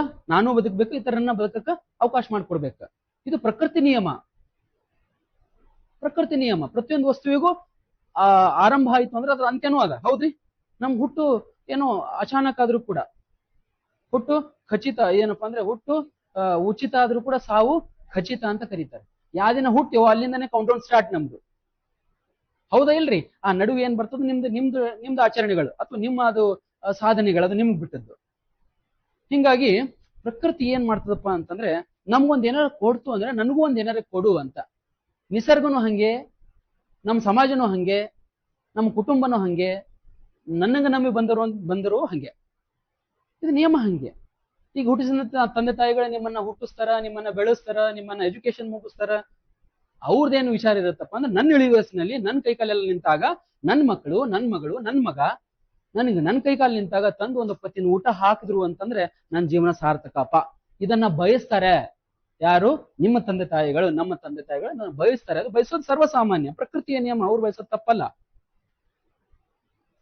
ನೀವು ಹುಟ್ಟಿರುವಂತ ನಿಮ್ಮ ಓಣಿನೂ ಅದೇ ಬಯಸ್ತದ, ನಿಮ್ ಊರು ಕೂಡ ಅದೇ ಬಯಸ್ತದ. ನಮ್ಮ ಊರಿಗೆ ಏನಾರಿ ನೀವು ನೋಡ್ರಿ, ಯಾರೇ ಒಬ್ರು UPSC ಪಾಸ್ ಮಾಡ್ಕೊಂಡ್ರೆ ಅಂತ ತಿಳ್ಕೊಡ್ರಿ, ಆ ಟೈಮ್ನಾಗ ನೋಡ್ರಿ ನೀವು, ಅವಂದು ಊರು ಗೊತ್ತಿರಂಗಿಲ್ಲ, ಅವ್ರ ಏನೋ ಗೊತ್ತಿರಂಗಿಲ್ಲ ಅವ್ನು, ಬಟ್ ಅವ್ನು UPSC ಪಾಸ್ ಮಾಡ್ಕೊಂಡ ಅಂತಂದ್ರೆ ಅವ್ನು ಇಡೀ ಬರ್ತ್ ಹಿಡ್ಕೊಂಡು ಅವ ಇಲ್ಲಿ ತನಕ ಏನೇನು ಬಂದನ ಪ್ರತಿಯೊಂದು ಹಂತವಾಗಿ ಎಲ್ಲರಿಗೂ ಪರಿಚಯ ಆಗ್ತದೆ. ಇಡೀ ವರ್ಲ್ಡ್, ಇಡೀ ಭಾರತದಂತೆ ಪ್ರಚಾರ ಆಗ್ತದೆ. ಕಾರಣ ಒಂದ್ ಸಣ್ಣ ಸಾಧನೆ ಅಷ್ಟೇ. ಹೌದಾ? ಯಾಕಂದ್ರೆ ಬಯಕೆ ಮಾಡ್ತದಂತ. ಈಗ ನಿಮ್ಗೆ ಅಷ್ಟೆಲ್ಲ ಕಷ್ಟಪಟ್ಟು ನಿಮ್ ಸಮಾಜ ನಿಮ್ಗೆ ಬೆಳೆಸಿ ನಿಮ್ಗೆ ಒಳ್ಳೆ ಸ್ಥಾನ ಹೋಯ್ತು, ನಿಮ್ ಸಮಾಜನು ಒಂದು ಕಷ್ಟದ ಸ್ಥಿತಿಯಲ್ಲಿ ಇದ್ದಾಗ ನಿಮ್ಗೆ ಏನಾರ ಸಹಕಾರ, ನಿಮ್ಗೆ ಏನಾರ ಸ್ವಲ್ಪ ಏನಾರು ಆರ್ಥಿಕವಾಗಿನೋ, ಸಾಮಾಜಿಕವಾಗಿನೋ, ನೈತಿಕವಾಗಿನೋ ಇಂತ ನಿಮ್ಲಿಂದ ಏನಾರ ರಿಪ್ಲೈ ಬಂತು ಅಥವಾ ನಿಮ್ಲಿಂದ ಏನಾರ ಸಹಾಯ ಆಯ್ತಂದ್ರೆ ಸಾರ್ಥಕಪ್ಪ, ಒಳ್ಳೆ ಮನುಷ್ಯ ಅಂತ ಅನ್ಕೊಂತೀರಿ. ಹೌದ್ರಿ? ಸೊ ಇದೇ ಗಿವ್ ಅಂಡ್ ಟೇಕ್ ಪಾಲಿಸಿ. ಅದೇ ರೀತಿ ಏನಪ್ಪಾ ರಾಸಾಯನಶಾಸ್ತ್ರದಾಗ ಒಂದು ಅದ್ಭುತವಾದಂತ ಪ್ರಕ್ರಿಯೆ ಏನಂತ ಕರಿತೀವಿ, ಒಂದು ಅಟೋಟ್ರೋಪ್ಸ್ ಅಂತ ಕರಿತೀವಿ, ಇನ್ನೊಂದು ಹೆಟ್ರೋಟ್ರೋಪ್ಸ್ ಅಥವಾ ಸಾಪ್ರೋಫೈಟ್ಸ್ ಅಂತ ಕರಿತೀವಿ, ಪ್ಯಾರಾಸೈಟ್ಸ್ ಅಂತ ಕರಿತೀವಿ. ಅದು ಮಾತ್ರ ಅಟೋಟ್ರೋಪ್ಸ್ ಅಂತಂದ್ರೆ ಏನು, ಯಾವ್ದಕ್ಕೆ ಕರಿತೀವಿ? ಕೆಮಿಸ್ಟ್ರಿ ಬ್ಯಾಕ್ ಗ್ರೌಂಡ್ ಹೇಳತ್ತೀನಿ, ನಾ ಬಯಾಲಜಿ ಹೇಳಕತ್ತಿಲ್ಲ. ಅಟೋಟ್ರೋಪ್ಸ್ ಅಂತಂದ್ರೆ the organisms which can develop itself. They may be plants or they may be animals. ಅದು ಸೆಕೆಂಡ್ರಿ. ಬಟ್ ಯಾವ ಜೀವಿಗಳು ತಾನು ಬೆಳೆಯಕ್ಕೆ ಏನಪ್ಪಾ ಅಂದ್ರೆ ತನ್ನ ಆಹಾರವನ್ನ ತಾನೇ ತಯಾರಿಸ್ಕೊಂಡು ಬೆಳೀತಾ ಇರ್ತಾವಲ್ಲ, ಅವುಗಳನ್ನ ಸ್ವಪೋಷಕಗಳಂತ ಕನ್ನಡದಾಗ ಕರಿತೀವಿ, ಸೋ ಕಾಲ್ಡ್ ಅಟೋಟ್ರೋಪ್ಸ್ ಅಂತ ಕರಿತೀವಿ. ಸೊ ಅವುಗಳು ಯಾವ ರೀತಿ ಬೆಳಿತವೆ, ಅಲ್ಲಿ ಏನಪ್ಪಾ ಅಂದ್ರೆ ಒಂದು ವಸ್ತು ಅಥವಾ ಒಂದು ಜೀವಿ ಬೆಳಿಬೇಕಾದ್ರೂ ಕೂಡ ರಸಾಯನಶಾಸ್ತ್ರ ಎಷ್ಟು ಪ್ರಾಮುಖ್ಯತೆ ಪಡ್ಕೊಂಡಿರ್ತದೆ, ಅದನ್ನ ಏನಂತ ಕರಿತೀವಿ? ಈಗ ಸಸ್ಯಗಳು ಎಂಬುದು ಪೋಷಕ ಜೀವಿಗಳಂತ ನಿಮ್ಗೆಲ್ಲರಿಗೂ ಗೊತ್ತು. ಸ್ವಪೋಷಕ autotrophs, the organism they can synthesise the own food for their growth purpose ಅಂತ ಹೇಳ್ಬಿಟ್ಟು ಅವ್ರ ಬೆಳವಣಿಗೆಗೆ ಅವರ ಆಹಾರವನ್ನ ಅವರೇ ತಯಾರಿಸ್ಕೊಂತಾರೆ ಅವರನ್ನ. ಹೌದಲ್ರಿ? ಅವುಗಳಿಗೂ ಜೀವ ಇದೆ ಅಂತ ಹೇಳ್ಬಿಟ್ಟು ಯಾರು ಹೇಳಿದ್ರು? Plants also their own life ಅಂತ ಹೇಳಿದವ್ರು ಯಾರು? ಬೋಸ್ ಅವ್ರು. ಯಾವ ಬೋಸ್ರಿ? ಜಗದೀಶ್ ಚಂದ್ರ ಬೋಸ್ ಅವರು. ಸುಭಾಷ್ ಚಂದ್ರ ಬೋಸ್ ಅಲ್ಲ, ಜಗದೀಶ್ ಚಂದ್ರ ಬೋಸ್ ಅವರು. ಸರ್ ಜಗದೀಶ್ ಚಂದ್ರ ಬೋಸ್ ಅವ್ರು ಏನ್ ಮಾಡ್ತಾರಪ್ಪ ಅಂತಂದ್ರೆ, ಸಸ್ಯಗಳಿಗೂ ಜೀವ ಇದೆ, ಒಂದು ವಸ್ತುಗೆ ಜೀವ ಅದಂತ ಹೆಂಗ್ ಗೊತ್ತಾಗ್ತದೆ? ಅವುಗಳ ದೇಹದಲ್ಲಿ ಬೆಳವಣಿಗೆ ಇರಬೇಕು, ಅವುಗಳ ದೇಹದಲ್ಲಿ ಒಂದು ಜೀವನ ಚಕ್ರ ಇರಬೇಕು, ಅವುಗಳ ದೇಹದಲ್ಲಿ ಬೆಳವಣಿಗೆ ಎಂಬುದಿರಬೇಕು, ಅವುಗಳ ದೇಹದಲ್ಲಿ ಉಸಿರಾಟ ಪ್ರಕ್ರಿಯೆ ಇರಬೇಕು, ಚಲನೆ ಪ್ರಕ್ರಿಯೆ ಇರಬೇಕು, ಆಹಾರ ಪ್ರಕ್ರಿಯೆ ಇರಬೇಕು, ಬೆಳವಣಿಗೆ ಎಂಬುದಿರ್ಬೋದು, ಹುಟ್ಟಾದ ನಂತರ ಸಾವು ಎಂಬುದಿರ್ಬೇಕು. ಅಂತ ವಸ್ತುಗಳನ್ನ ಏನಪ್ಪಾ ಅಂದ್ರೆ ಅದ ಎಲ್ಲನೂ ಕೂಡ ಸಸ್ಯಗಳಲ್ಲಿ ಅದ ಅಂತ ಬಳಕ we consider as A they are also life ಅಂತ ಹೇಳ್ಬಿಟ್ಟು. ಹೌದಲ್ರಿ? ಸೊ ಹಿಂಗಾಗಿ ಸಸ್ಯಗಳಲ್ಲಿ ಒಂದು ರಾಸಾಯನಿಕ ಪ್ರಕ್ರಿಯೆ ನಡೀತದೆ, ಸಸ್ಯಗಳಲ್ಲಿ ಕೂಡ ಒಂದು ರಾಸಾಯನಿಕ ಪ್ರಕ್ರಿಯೆ ನಡೀತದೆ. ಏನ್ ಪ್ರಕ್ರಿಯೆ ಅಂತಂದ್ರೆ ಅದನ್ನ ನಾವು ಕನ್ನಡದಲ್ಲಿ ದ್ವಿತೀಯ ಸಂಶ್ಲೇಷಣೆ ಕ್ರಿಯೆ ಅಂತ ಕರೀತಾರೆ. ದ್ವಿತೀಯ ಅಂದ್ರೆ ಬೆಳಕನ್ನ ಸಂಶ್ಲೇಷಣೆ ಮಾಡಿಕೊಂಡು ಸಸ್ಯಗಳು ಏನ್ ಮಾಡ್ತಾವ, ತನ್ನ ಆಹಾರವನ್ನ ತಾವೇ ತಯಾರಿಸ್ಕೊಳ್ತವೆ. ಅದನ್ನ ಇಂಗ್ಲಿಷ್ನಾಗ ಫೋಟೋಸಿಂಥಸಿಸ್ ಪ್ರೊಸೆಸ್ ಅಂತ ಕರಿತೀವಿ, ಫೋಟೋಸಿಂಥೆಟಿಕ್ ಪ್ರೊಸೆಸ್ ಅಂತ ಕರಿತೀವಿ. ಹಾಗಾದ್ರೆ ಫೋಟೋಸಿಂಥೆಟಿಕ್ ಪ್ರೊಸೆಸ್ ಅಲ್ಲಿ ಏನೇನಾಗ್ತದೆ ಅನ್ನೋದು ನಿಮ್ಗೆ ಏನಾದ್ರು ಗೊತ್ತದಂತೆ? ಫೋಟೋಸಿಂಥಸಿಸ್ ಎಲ್ಲಾಗ್ತದೆ? ಹಸಿರು ಸಸ್ಯಗಳಲ್ಲಿ ಆಗ್ತದೆ. ಹಸಿರು ಸಸ್ಯಗಳಲ್ಲಿ ಅಥವಾ ಸಸ್ಯದ ಹಸಿರು ಭಾಗದಲ್ಲಿ, ಹಸಿರು ಸಸ್ಯಗಳಲ್ಲಿ ಅಥವಾ ಸಸ್ಯದ ಹಸಿರು ಭಾಗದಲ್ಲಿ, ಅದು ಕಾಂಡ ಇರ್ಲಿ, ಅದು ಎಲೆ ಇರ್ಲಿ, ಅದು ಮುಳ್ಳಿರ್ಲಿ ಅಥವಾ ಅದು ಬಡ್ ಇರ್ಲಿ, ಏನೇ ಇರ್ಲಿ ಪರವಾಗಿಲ್ಲ, ಒಟ್ಟಾರೆ ಸಸ್ಯದ ಹಸಿರು ಭಾಗದಲ್ಲಿ ಪತ್ರ ಹೆರತ್ತು ಅಥವಾ ಕ್ಲೋರೋಫಿಲ್ ಎಂಬ ಹೊಸ ಪಿಗ್ಮೆಂಟ್ ಇರ್ತದೆ. ಆ ಪಿಗ್ಮೆಂಟ್ ಅಲ್ಲಿ ಒಂದು ಮ್ಯಾಗ್ನೀಸಿಯಂ ಧಾತು ಅಥವಾ ಕ್ಲೋರೋಪ್ಲಾಸ್ಟ್, ಹರಿದ್ರೇಣು ಅಂತ ಕನ್ನಡದಲ್ಲಿ ಕರೀತಾರೆ. ಆ ಹರಿದ್ರೇಣುವನ್ನು ಏನಂತ ಕರೀತಾರೆ? ಸಸ್ಯದ ಜೀವಕೋಶದ ಏನಪ್ಪಾ ಅಂದ್ರೆ ಆಹಾರ ಉತ್ಪಾದನಾ ಅಂಗ ಅಥವಾ the kitchen of the plants ಅಲ್ಲಿ ಅಂತ ಕರೀತಾರೆ. ಯಾವುದನ್ನ? ಕ್ಲೋರೋಪ್ಲಾಸ್ಟ್ ಅನ್ನ. ಕ್ಲೋರೋಪ್ಲಾಸ್ಟ್ ಅಂತ ಕರಿತೀವಿ ಕಿಚನ್ ಆಫ್ ದ ಪ್ಲಾಂಟ್ಸ್ ಅಲ್ಲಿ ಅಂತಂದ್ರೆ ಆ ಆಹಾರ ಎಲ್ಲಿ ಉತ್ಪತ್ತಿ ಮಾಡ್ಕೋತಾವ ಅಂದ್ರೆ ಕ್ಲೋರೋಪ್ಲಾಸ್ಟ್, ಅದನ್ನ ಕನ್ನಡದಲ್ಲಿ ಹರಿದ್ರೇಣು ಅಂತ ಕರಿತೀವಿ. ಸೊ ಹರಿದ್ರೇಣುವಿನಲ್ಲಿ ಏನಾಗ್ತದೆ? ಆ ಫೋಟೋಸಿಂಥಸಿಸ್ ಪ್ರಕ್ರಿಯೆ ನಡೀತದೆ. ಹಾಗಾದ್ರೆ ಏನೇನು ಫೋಟೋಸಿಂಥಸಿಸ್ ಆಗ್ತದೆ ಅಂತಂದ್ರೆ, ಒಂದು ಕಾರ್ಬನ್ ಡೈಆಕ್ಸೈಡ್. ಏನ್ ಹೇಳ್ರಿ? Carbon dioxide. ಹೌದಾ? 2 moles of carbon dioxide plus 2 moles of carbon dioxide. Carbon dioxide ಎಲ್ಲದರಿ? ನಾವೇನ್ ಮಾಡ್ತೀವಿ? ನಿಸರ್ಗದಲ್ಲಿರುವಂತಹ ಆಮ್ಲಜನಕ ಇನ್ಹೇಲ್ ಮಾಡ್ತೀವಿ, ತದ್ವಿರುದ್ಧವಾಗಿ ನಾವೇನ್ ಕೊಡ್ತೀವಿ? ನಿಸರ್ಗಕ್ಕ ಕಾರ್ಬನ್ ಡೈಆಕ್ಸೈಡ್ ಕೊಡ್ತೀವಿ. ಹಾಗಾದ್ರೆ ನಿಸರ್ಗದಲ್ಲಿ ಎಷ್ಟು ದಶಲಕ್ಷ ಅಂತಂದ್ರೆ 10 ದಶಲಕ್ಷ ಟನ್ಗಳಷ್ಟು ಕಾರ್ಬನ್ ಡೈಆಕ್ಸೈಡ್ ಅದರಿ ಎಲ್ಲದ? ನಿಸರ್ಗದಲ್ಲದ. ಆ ನಿಸರ್ಗದಲ್ಲಿರುವಂತಹ ಕಾರ್ಬನ್ ಡೈಆಕ್ಸೈಡ್ ಅನ್ನ ಈ ಒಂದು ಹಸಿರು ಸಸ್ಯಗಳು ಬಳಸ್ಕೊಂತವೆ. ಎದಕ್ ಸಲುವಾಗಿಪ್ಪ ಅಂದ್ರೆ ತನ್ನ ಆಹಾರವನ್ನ ತಾವೇ ತಯಾರಿಸ್ಕೊಳ್ತವೆ. ತಯಾರಿಸ್ಕೊಂಡು ನಮ್ಗೆ ಏನಪ್ಪಾ ಅಂದ್ರೆ ಉಪವಸ್ತುವಾಗಿ, ಹೌದಾ, ನಿಸರ್ಗದಲ್ಲಿ ಏನ್ ಹೇಳ್ರಿ, ಅವು ಕಾರ್ಬನ್ ಡೈಆಕ್ಸೈಡ್ ತಗೊಂಡು ಆಮ್ಲಜನಕ ನಮ್ಗೆ ಕೊಟ್ರೆ ನಾವೇನ್ ಮಾಡ್ತೀವಿ, ಆಮ್ಲಜನಕ ತಗೊಂಡು ಮತ್ತೆ ಕಾರ್ಬನ್ ಡೈಆಕ್ಸೈಡ್ ಅನ್ನು ಕೊಡ್ತೀವಿ. ಅದು ಕಾರ್ಬನ್ ಡೈಆಕ್ಸೈಡ್ ಮನುಷ್ಯನ ಅತಿ ಆಸೆ ಅತಿಕ್ರಮಣದಿಂದ ಕಾರ್ಬನ್ ಡೈಆಕ್ಸೈಡ್ ಅತಿ ಹೆಚ್ಚಾಗಿ ಬಿಡುಗಡೆ ಆಗೋದ್ರಿಂದ ಇಡೀ ಭೂಮಂಡಲಕ್ಕ ಆಪತ್ತನ್ನ ಬರ್ತಾ ಇದೆ ಇತ್ತೀಚಿನ ದಿನಗಳೊಳಗ. ಒಂದು ಕೈಗಾರಿಕೆ, ಇನ್ನೊಂದು ಕೃಷಿ, ಇನ್ನೊಂದು ಮಾನವನ ಅತಿಕ್ರಮಣ ಅಂತ ಕರಿತೀವಿ. ಮಾನವನ ಅತಿಕ್ರಮಣ ಒಂದೇ ಒಂದು ವಿಚಾರದಿಂದ ಇಡೀ ಭೂಮಂಡಲವನ್ನೇ ನಾಶ ಮಾಡಕ್ ಕೊಟ್ಟಿದೀವಿ ನಾವು ನೀವುಗಳು. ಇಲ್ಲಿಂದ ನೀವು ಹೈದರಾಬಾದ್ ಗೋಲ್ಕೊಂಡ ಫೋರ್ಟ್ ಹೋಗಿದ್ರೇನ್ರಿ ಯಾರು? ಹೈದರಾಬಾದ್ ಗೋಲ್ಕೊಂಡ ಫೋರ್ಟ್ ನೀವ್ ಹೆಂಗಿರ್ಬೇಕು ಗೊತ್ತಾ? ಹೆಣ್ಮಕ್ಳು ಗಂಡ್ಮಕ್ಳು ಮೆಟ್ರೋ ಆಗಂಗಿಲ್ಲ. ನಿಮ್ಗೆ ಹೆಂಗ್ ಗೊತ್ತಾ? ಒಂದ್ ಸ್ವಲ್ಪ ಏನೋ ಸಮಯ ಸಿಕ್ತು, ಒಂದ್ ಸ್ವಲ್ಪ ಏನೋ ಫೈನಾನ್ಸಿಯಲಿ ಓಕೆ, ಚೆನ್ನಾಗಿತ್ತು, ರೊಕ್ಕಿದ್ದು ಅಂತ ಚೆನ್ನಾಗಿ ಒಂದು ಸ್ಪಾಟ್ ನ ವಿಸಿಟ್ ಮಾಡಿ ಬರ್ಬೇಕು. ಆ ಸ್ಪಾಟ್ ವಿಸಿಟ್ ಮಾಡಿ ಬಂದು ಅದ್ರ ಬಗ್ಗೆ ಏನಾರ ಕಲ್ಕೊಂಡ್ ಬರ್ಬೇಕು. ನಂದು ವಿಚಾರ ಹಾಗಾರ ನಾವು ಸ್ವಲ್ಪ ನಾನು ಗಳಿಸಿರುವಂತ ಸುಮಾರು ಒಂದು 25ರಿಂದ ಒಂದು 30% ಅಲ್ಲ 40-50 ಹಿಡ್ರಿ ನೀವು, ನಾ ತಿರುಗಾಡೋದಕ್ಕೆ ಕಳ್ದಿ ಖರ್ಚು ಮಾಡಿ. ತಿರುಗಾಡ್ರದಾಗೆ ನನಗೆ ಮನ್ಸು ಬಂತು, ಒಂದ್ 2-3 ದಿನ ಸುಟ್ಟಿ ಇತ್ತು ಅಂದ್ರೆ ಇಲ್ಲಿಂದ ದಾಂಡೇಲಿ ಹೋದ, ಇಲ್ಲಿಂದ ಗೋವಾಕ್ ಹೋದ, ಇಲ್ಲಿಂದ ತಮಿಳ್ನಾಡ್ಕ್ ಹೋದ, ಇಲ್ಲಿಂದ ಕೊಯಮತ್ತೂರ್ಕ್ ಹೋದ, ಇಲ್ಲಿಂದ ಬೆಂಗಳೂರ್ಕ್ ಹೋದ, ಇಲ್ಲಿಂದ ಒಡಿಸಕ್ ಹೋದ, ಹೋಗ್ತೀನಿ. ಒಬ್ನೇ ಹೋಗೋದು, ಆರಾಮ್ ತಿರುಗಾಡೋದು, ಬರೋದು, ಮತ್ ಟೈಮ್ ಸಿಕ್ಕ ವಾಪಸ್ ಬರೋದು. ಒಂದ್ಸಲ ಹೋದ ಬರೋ ವಿಚಾರ ಇರಂಗಿಲ್ಲ, ಹೋಗ್ತಾ ಇರ್ತೀನಿ ಹಂಗ. ಸೊ ಇದು ಇರ್ಬೇಕು, ಯಾಕಂತಂದ್ರೆ ನೋಡ್ಬೇಕು ಮನುಷ್ಯ ತಿರುಗಾಡುವಂತ ಒಂದು ಟೈಮ್ ಬರ್ತದೆ. ಗೊತ್ತಿಲ್ಲ ಹೆಣ್ಮಕ್ಳಿಗೆ ಮುಂದೆ ಯಾತಾರ ಯಾರು ಎಂತವ್ರು ಕಳ್ಳಿ ಗಂಟೆ ಬೀಳ್ತಾರೋ ಗೊತ್ತಿಲ್ಲ, ನಿಮ್ ಜೀವನ ಏನಾಗ್ತದೆ ಅಂಬೋದು ಗೊತ್ತಿಲ್ಲ. ಹೌದು, ನಿಮ್ಮ ಹಿರಿಯರು, ನಿಮ್ ತಂದೆ, ನಿಮ್ ಅಣ್ಣ ತಮ್ಮ ನಿಮ್ಗೆ ಒಳ್ಳೆ ನೋಡಿ ನಿಮ್ಗ ನಿಮ್ ಭವಿಷ್ಯನ ಕಟ್ಕೊಡ್ತಾರೆ, ಅದು ಮಾತ್ ಬೇರೆ. ಬಟ್ ಹೇಳಕ್ ಬರಂಗಿಲ್ಲ. ಲೈಫ್ ಏನಪ್ಪಾ ಅಂದ್ರೆ ಅಚಾನಕ್ ಇರುವಂತದ್ದು, ಕೇಳಿ ಬರುವಂತಿಲ್ಲ, ಸಡನ್ ಆಗಿ ಏನ್ ಬೇಕಾದ ಆಗ್ಬೋದು. ಸೊ ಅಂತ ವಿಚಾರಕ್ಕೆ ಸಮಯ ಸಿಕ್ತು ಅಂದ್ರೆ ಒಂದ್ ಒಳ್ಳೆ ಪ್ಲೇಸ್ ಅನ್ನು ವಿಸಿಟ್ ಮಾಡೋದು. ಅದನ್ನ ಬಿಟ್ಬಿಟ್ರೆ ಅಲ್ಲಿ ಹೋಗಿ ಕೂಡ ಇಲ್ಲಿದೆ ಮಾತಾಡಂಗಿಲ್ಲ. ಕೆಲವರು ದಿಲ್ಲಿ ಹೋಗ್ತಾವ್ರು, ಕೆಲವರು ಎಲ್ಲಿ ಹೋಗ್ತಾರೆ, ಕೆಲವರು ಕೇದಾರ್ನಾಥ್ ಬದ್ರಿನಾಥ್ ಹೋಗ್ತಾರೆ. ಏನ್ ಮಾತಾಡ್ತಾರೆ ಇಲ್ಲಿದ್ದು, ಅವ್ರ ಊರಾಗ ಮಾತಾಡದಾರ, ಆಕಿ ಹಂಗಂತ ಇವ ಹಿಂಗಂತ. ಅವ್ರು ಇದಾರೆ ಎಲ್ಲಿದಾರ? ಅವರು ಕೇದಾರ್ನಾಥ್ನಾಗ ಅದಾರ. ಎದಕ್ ಹೋಗಿದಾರ? ದೇವ್ರ ದರ್ಶನ ಮಾಡಕ್. ಮಾತಾಡದಲ್ಲಿದ್ದು ಅವ್ರು ಮನಿ ಮಗಲ ಅಂದ್ ಓಣಿ ಅಂದ, ಅವ್ರದ್ದು ಅಲ್ಲ, ಸ್ವಂತದ್ದಲ್ಲ. ಸ್ವಂತದ್ ಮಾತಾಡಿದ್ರೆ ಏನಾದ್ರು ಉದ್ಧಾರ ಆಗ್ತಾರ, ಅದು ಮಾತಾಡಂಗಿಲ್ರಿ ನಾವು. ನಮ್ ವಿಚಾರ ಮಾಡ್ಕೊಂಡ್ರೆ ಮುಂಜಾನೆ ನೋಡ್ರಿ, ನಾ ಯಾರು, ನಾ ಯಾಕಿದ್ದೀನಿ, ನಾ ಏನ್ ಮಾಡ್ಬೇಕಿತ್ತು, ಏನ್ ಮಾಡಕತ್ತೀನಿ, ನಿಮ್ಮಸ್ ನೀವು ಕ್ವಶನ್ ಹಾಕಿದ್ರೆ ಉದ್ಧಾರ ಆಗ್ತೀರಿ. ನೀವೆಲ್ಲರೂ ಉದ್ಧಾರ ಆಗ್ತೀವಿ, ಮಾಡ್ತೀವೇನ್ರಿ? ಇಲ್ಲ. ಏನಿ ಕ್ಲಾಸಿಗೆ ಹೊಂಟಿಲ್ಲ ಇವತ್ತು ಅಂದ್ರೆ ನಾ ಬರ್ತೀನಿ, ಕಂಪೇರ್ ಹಂಗ. ಹೌದಾ ಇಲ್ರಿ? ಒಟ್ಟಾರೆ ಡಿಪೆಂಡ್ ಅಪ್ಪ ನಿನ್ನ ತನಕ. ನನಗೆ ನೌಕರಿ ಬೇಕು, ನಾವು ಓದ್ಬೇಕು, ನಾವು ಉದ್ಧಾರ ಆಗ್ಬೇಕು, ನಾ ಮುಂದೆ ಚಂದ ನನ್ನ ಚಾಯ್ಸೇಬಲ್ ನನ್ನ ಬಾಳ ಸಂಗತಿನ ಕಟ್ಕೋಬೇಕು, ನನ್ನ ಜೀವನ ಚೆನ್ನಾಗಿ ಲೀಡ್ ಮಾಡ್ಬೇಕು ಅನ್ನೋದು ವಿಚಾರ ಇರಂಗಿಲ್ಲ. ಬಾಜು ಅವ್ರಿಗೆ ಕೇಳೋದು, ಕ್ಲಾಸ್ ರೂಮಿಗೆ ಹೊಂಟಿದಂದ್ರೆ ನಾನು ಬರ್ತಾ ಇಲ್ಲ, ನಾನು ಬಂಕ್ ಹೊಡಿತಾ, ಹೊಡ್ರಿ ಇಬ್ರು ಮಂದಿ ಮನ್ಯಾಗ ಕೂತಲ್ಲಿ. ಈ ರೀತಿ ಆಗ್ಬಾರ್ದು. ಯಾಕಂದ್ರೆ ವೈಯಕ್ತಿಕ ಜೀವನ ವೈಯಕ್ತಿಕವಾಗಿ ಕಟ್ಕೊಳ್ಳುವಂಥದ್ದು. ನೀವು ಸಾಮರ್ಥ್ಯ, ಎಕ್ಸಾಮ್ ಎಲ್ಲರಿಗೂ ಯಾಕೆ ಇಟ್ಟಿದ್ದಾರೆ? ನಿಮ್ ಸಾಮರ್ಥ್ಯನ ಚೆಕ್ ಮಾಡಕ್ ಇಟ್ಟಿದ್ದಾರೆ, ನಿಮ್ಮ ವೈಯಕ್ತಿಕ ಸಾಮರ್ಥ್ಯನ ಚೆಕ್ ಮಾಡಕ್ಕ, ನಿಮ್ ಶಾಣತನ ಚೆಕ್ ಮಾಡಕ್ ಇಟ್ಟಿದ್ದಾರೆ ಎಕ್ಸಾಮ್. ಹೌದಾ? ಸೊ ಅದನ್ನ ಟೆಸ್ಟ್ ಮಾಡ್ತಾರೆ. ಟೆಸ್ಟ್ ಅಲ್ಲಿ ನೀವು ನಿಮ್ ಶಾಣತನ ತೋರಿಸ್ಬೇಕು, ಪಾಸ್ ಮಾಡ್ಕೊಂಡು ನೌಕರಿ ತಗೋಬೇಕು. ಮುಂದಿನ 30 ವರ್ಷ ಚೆನ್ನಾಗಿ ಕುಂತ್ಕೊಂಡು ಊಟ ಮಾಡ್ಬೇಕು. ಇವತ್ತಿನ ಸಲುವಾಗಿ ನೌಕರಿ ಮಾಡ್ಕೋಬೇಡ್ರಿ, ಮುಂದಿನ 30 ವರ್ಷಕ್ಕೆ ನೌಕರಿ ಮಾಡ್ಕೊಳ್ರಿ. ಯಾಕಂದ್ರೆ ಹೋದಂಗ್ ನಿಮ್ ವಯಸ್ಸು ಹೋಗ್ತಾ ಇರ್ತದ, ನಿಮ್ ಶಕ್ತಿನೂ ಕುಂತಾ ಇರ್ತದ. ಅಂತ ಟೈಮ್ನಾಗ ನಿಮ್ಗೆ ಯಾರ್ಯಾರ ಕೈ ಹಿಡಿತಾರ ಅಂದ್ರೆ ಯಾರು ಕೈ ಹಿಡಂಗಿಲ್ಲ. ನಿಮ್ಮ ಕೆಲಸ ನಿಮ್ ಕೈ ಹಿಡಿತದಂತ. ನಿಮ್ ಕೆಲಸ ಚೆನ್ನಾಗಿತ್ತು ಅಂದ್ರೆ ಸಮಾಜ ನಮ್ಮವ್ರು ಅಂತ ಹೇಳ್ತಾರೆ. ನಿಮ್ ಕೆಲಸ ಚೆನ್ನಾಗಿತ್ತು, ನೀವ್ ವ್ಯಕ್ತಿಗಳು ಚೆನ್ನಾಗಿದ್ದಿದ್ರಿ, ನೀವು ಅರ್ನಿಂಗ್ ಚೆನ್ನಾಗಿತ್ತು ಅಂದ್ರೆ ನಮ್ಮವ್ರು, ನಮ್ಮ ಅಣ್ಣನ ಮಗ, ನಮ್ಮ ತಮ್ಮನ ಮಗ, ನಮ್ಮ ಅತ್ತಿ ಮಗ, ನಮ್ಮ ಅತ್ತಿ ಮಗಳು, ಈ ರೀತಿ ಹೇಳೋವಂಥವ್ರು ಬಹಳ ಜನ ಅದಾರ.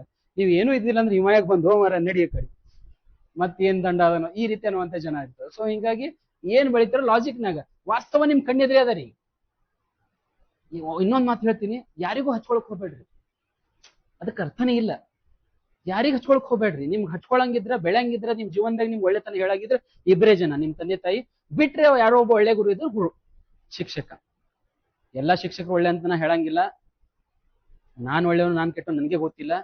ನಾನ್ ಏನೇನ್ ಮಾಡ್ಕೊಂಡು ನನ್ಗೆ ಒಬ್ಬನಿಗೆ ಗೊತ್ತು, ಏನೇನ್ ತಿರುಗಡಿ ನನ್ಗೆ ಒಬ್ಬನಿಗೆ ಗೊತ್ತು, ಎಲ್ಲೆಲ್ಲಿ ಹೋಗಿ ಬಂದಿ ನನ್ಗೆ ಒಬ್ಬನಿಗೆ ಗೊತ್ತು. ಸೊ ಹಿಂಗಾಗಿ ನಂಬೋದಾದ್ರ ಏನೋ ಕೆಟ್ಟ ವಿಚಾರಗಳು ಬಂದ್ರೆ ನೀವ್ ಯಾರಿಗೆ ನೆನ್ಸ್ಕೋಬೇಕಂದ್ರೆ ನಿಮ್ ತಂದೆ ತಾಯಿ ನೆನ್ಸ್ಕೋಬೇಕು. 100% ನಿಮ್ಗೆ ಅದು ಡೈವರ್ಟ್ ಆಗ್ತದೆ, ಮೈಂಡ್ ಡೈವರ್ಟ್ ಆಗ್ತದೆ. ಎಸ್ಪೆಷಲಿ B.Ed ಅಂತ ಬಂದಾಗ ದೊಡ್ಡವರಾದಾಗ B.Ed ನಮ್ ತಲೆಗೆ ಹತ್ತದ. ಹೌದಲ್ರಿ? B.Ed ನಾಗ 90% ಜನ ಡೈವರ್ಟ್ ಆಗುವಂತ ಚಾನ್ಸಸ್ ಜಾಸ್ತಿ. 90% ಜನ ಡೈವರ್ಟ್ ಆಗ್ತಾರೆ. ಅದು ಹೆಂಗ್ ಡೈವರ್ಟ್ ಆಗ್ತಾರೋ, ಯಾಕೆ ಡೈವರ್ಟ್ ಆಗ್ತಾರೋ ಅವ್ರಿಗೆ ಪರ್ಸನಲ್ ವಿಚಾರ, ನಾವು ಇಂಟರ್ಫಿಯರ್ ಆಗಂಗಿಲ್ಲ. ಬಟ್ ಡೈವರ್ಟ್ ಆಗಿರ್ತೀರಿ. ನೀವು B.Ed ನಾಗೆ ಚೆನ್ನಾಗಿ ಓದಿದೆ ಆದ್ರೆ TET 3rd ಸೆಮ್ನಾಗ ಪಾಸ್ ಮಾಡ್ಕೊಂತಿರ್ತೀರಿ.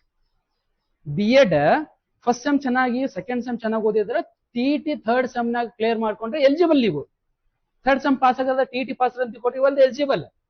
ನಿಮ್ ಹಣಿ ಬರಕ್ಕೆ B.Ed ಪಾಸ್ ಮಾಡ್ಕೊಂಡು ಆದ್ರೂ ರಿಕ್ರೂಟ್ಮೆಂಟ್ ಹೈರಿಂಗ್ ಆಯ್ತು, ಎಕ್ಸಾಮ್ ಬರ್ತೀರಿ ಅಂದ್ರೆ one of the youngest teacher, just pass and just join ಅಂತ ಎಷ್ಟೋ ಜನ ವಿದ್ಯಾರ್ಥಿಗಳು ನಂಬಲ್ಲಿ ಅದಾರ, ಧಾರವಾಡದಾಗ ಅದಾರ ಪ್ರೆಸೆಂಟ್. 3rd ಸೆಮ್ನಾಗ ಇರ್ಬೇಕಾದ್ರೆ TET ಪಾಸ್ ಮಾಡ್ಕೊಂಡ್ರ ಎಕ್ಸಾಮ್ ಮುಗಿದ್ಲೇನೆ ಮನ್ ರಿಕ್ರೂಟ್ಮೆಂಟ್ ಹೈರಿಂಗ್ ಆಯ್ತು. ಅದು ಹೆಂಗಿತ್ತು ಅಂದ್ರೆ ಎಷ್ಟು ಜನ ಎಕ್ಸಾಮ್ ಬರೋದು ಅಷ್ಟು ಮಂದಿ ನೌಕರಿ ಅದ. ಹೆಂಗಿತ್ತು ಗೊತ್ತಾ? ಅಪ್ಲಿಕೇಶನ್ ಜಾಸ್ತಿ ಇದ್ವು ರೀ, ಬರ್ದವ್ರ ಸಂಖ್ಯೆ ಕಡಿಮೆ ಇತ್ತು ಲಾಸ್ಟ್ ಟೈಮ್. ಒಂಥರ ವಂಡರ್ಫುಲ್ ಇತ್ತು. ಎಷ್ಟು ಜನ ಪಾಸ್ ಆದ್ರ ಅಂತಂದ್ರೆ ನಮ್ಮಲ್ಲಿ ಅವ್ರ ಸಿಗ್ನೇಚರ್ ಅವ್ರಿಗೆ ಮಾಡಕ್ ಬರಂಗಿಲ್ಲ. ಬಟ್ ಈ ಟೀಚರ್ ಅದಾರ ಅವ್ರ ಸಿಗ್ನೇಚರ್ ಅವ್ರಿಗೆ ಬರಂಗಿಲ್ಲ. ಇಂಗ್ಲಿಷ್ ಕನ್ನಡ, ಇಂಗ್ಲಿಷ್ ಹಿಂದಿರ ಬಿಡ್ರಿ, ಅವ್ರು ಕನ್ನಡದವ್ರು ಸಿಗ್ನೇಚರ್ ಮಾಡಕ್ ಬರಂಗಿಲ್ಲ. ಅವ್ರು ಟೀಚರ್ ಅದಾರ, ಈಗ 5-6 ವರ್ಷ ಆಯ್ತು, ಮಸ್ತ್ ಆರಾಮ್ ಲೈಫ್ ಲೀಡ್ ಮಾಡಕತ್ತಾರ. This is what your luck, ಯಾವ ಸಮಯದಾಗ ಹೆಂಗ ಬಂದು ಹೆಂಗ ಜೀವನಕ್ಕೆ ತಿರುವಾಗ್ತದ ಗೊತ್ತಿಲ್ಲ. ನೀವು ಪರೀಕ್ಷೆ ಮಾಡ್ತೋತಾರೋ ಏನ್ ದೇವ್ರ ಒಂದು ಆಶೀರ್ವಾದದಿಂದ, ನೀವು ಮಾಡಿದ ಕರ್ಮದಿಂದ ನಿಮ್ಗೆ ದೇವ್ರು ನಿಮ್ಗೆ ಒಳ್ಳೇದ್ ಮಾಡ್ತಾನೋ ಗೊತ್ತಿಲ್ಲ. ಬಟ್ ಮಾಡ್ತಾರೆ, ಒಂದಿನ ಮಾಡ್ತಾನೆ. ಒಳ್ಳೆ ವಿಚಾರ ಇರೋರೇ ನೀವು ಇಲ್ಲಿ ಬಂದಿರ್ತೀರಿ. 100% will be sure that guarantee ಕೊಡ್ತೀವಿ ಏನಾರ ಮಾಡ್ತೀರಿ ಅಂತ. ಹಾಗಾದ್ರೆ ಸಸ್ಯಗಳು ಫೋಟೋಸಿಂಥಸಿಸ್ ಪ್ರಕ್ರಿಯೆನ ಒಳಗೊಳ್ತವೆ. ಆ ಫೋಟೋಸಿಂಥಸಿಸ್ ದ್ವಿತೀಯ ಅಂದ್ರೆ ಬೆಳಕು ಅಂತ ಗೊತ್ತಿರಬೇಕು. ಈ 2 moles of carbon dioxide and 2 moles of water. ಹೌದಾ? ಏನೇನ ಬೆಳೆಸ್ಕೊತಾವ್ರಿ? ನೀರಲ್ಲಿ ಸಿಗ್ತದ ಗಿಡಗಳಿಗ್ರಿ, ಮಳೆ ನೀರು ಸಿಗ್ತದ. ಹೌದಾ? ಮಳೆನ ತಗೋತಾವ್ರಿ ಗಿಡಗಳು, ನೀರೆಲ್ಲಿಂದ ತಗೋತವೆ? ಬೇರಿನ ಮುಖಾಂತರ ಭೂಮಿಯಲ್ಲಿರುವಂತ ಅಂತರ್ಜಲದ ಮಟ್ಟ ನೀರನ್ನ ಬೇರಿನ ಮುಖಾಂತರ ಹೇಳ್ಕೊಂತವೆ. ಅದಕ್ಕೆ ಲೋಮನಾಳ ತತ್ವ ಅಂತ ಕರೀತಾರೆ. ಯಾವ ತತ್ವದ ಮೂಲಕ?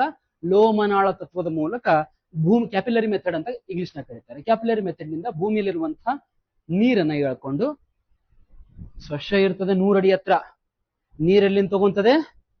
ಅಂತರ್ಜಲದಿಂದ. ಭೂಮಿ ಬಿಟ್ಟು ಭೂಮಿ ಒಳಗಡೆ ಮತ್ತೆ 50 ಫೀಟ್ ಒಳಗಡೆ ಬೇರ್ ಹೋಗಿರ್ತಾವ. 50 ಫೀಟ್ ಒಳಗಡೆ ಬೇರ್ಲಿಂದ ಸಸ್ಯ ಅದು ಬೇರೆ ಏನ್ ಮಾಡ್ತದೆ? ನೀರಿನ ಕಣಗಳನ್ನ ಹೀರ್ಕೊಂಡದೆ. ನೀರಿನ ಕಣಗಳನ್ನ ಹೀರ್ಕೊಂಡು 100 ಮೀಟರ್ ಎತ್ತರ ಇರುವಂತ ಮರಕ್ಕ ತುದಿ ತನಕ ನೀರನ್ನ ಸರಬರಾಜು ಮಾಡ್ತದೆ. ಎಷ್ಟು ಅದ್ಭುತ ಅಲ್ರಿ ಜೀವನದಾಗ. ವಂಡರ್ ಅನ್ಸಂಗಿಲ್ಲೇನ್ರಿ ಇದು ನಿಮ್ಗ? ಅಲ್ಲೇನ್ ಪಂಪ್ ಇಲ್ಲ, ಮೋಟರ್ ಇಲ್ಲ, ಬೋರ್ವೆಲ್ ಇಲ್ಲ, ಬಾವಿ ಇಲ್ಲ, ಏನೂ ಇಲ್ಲ.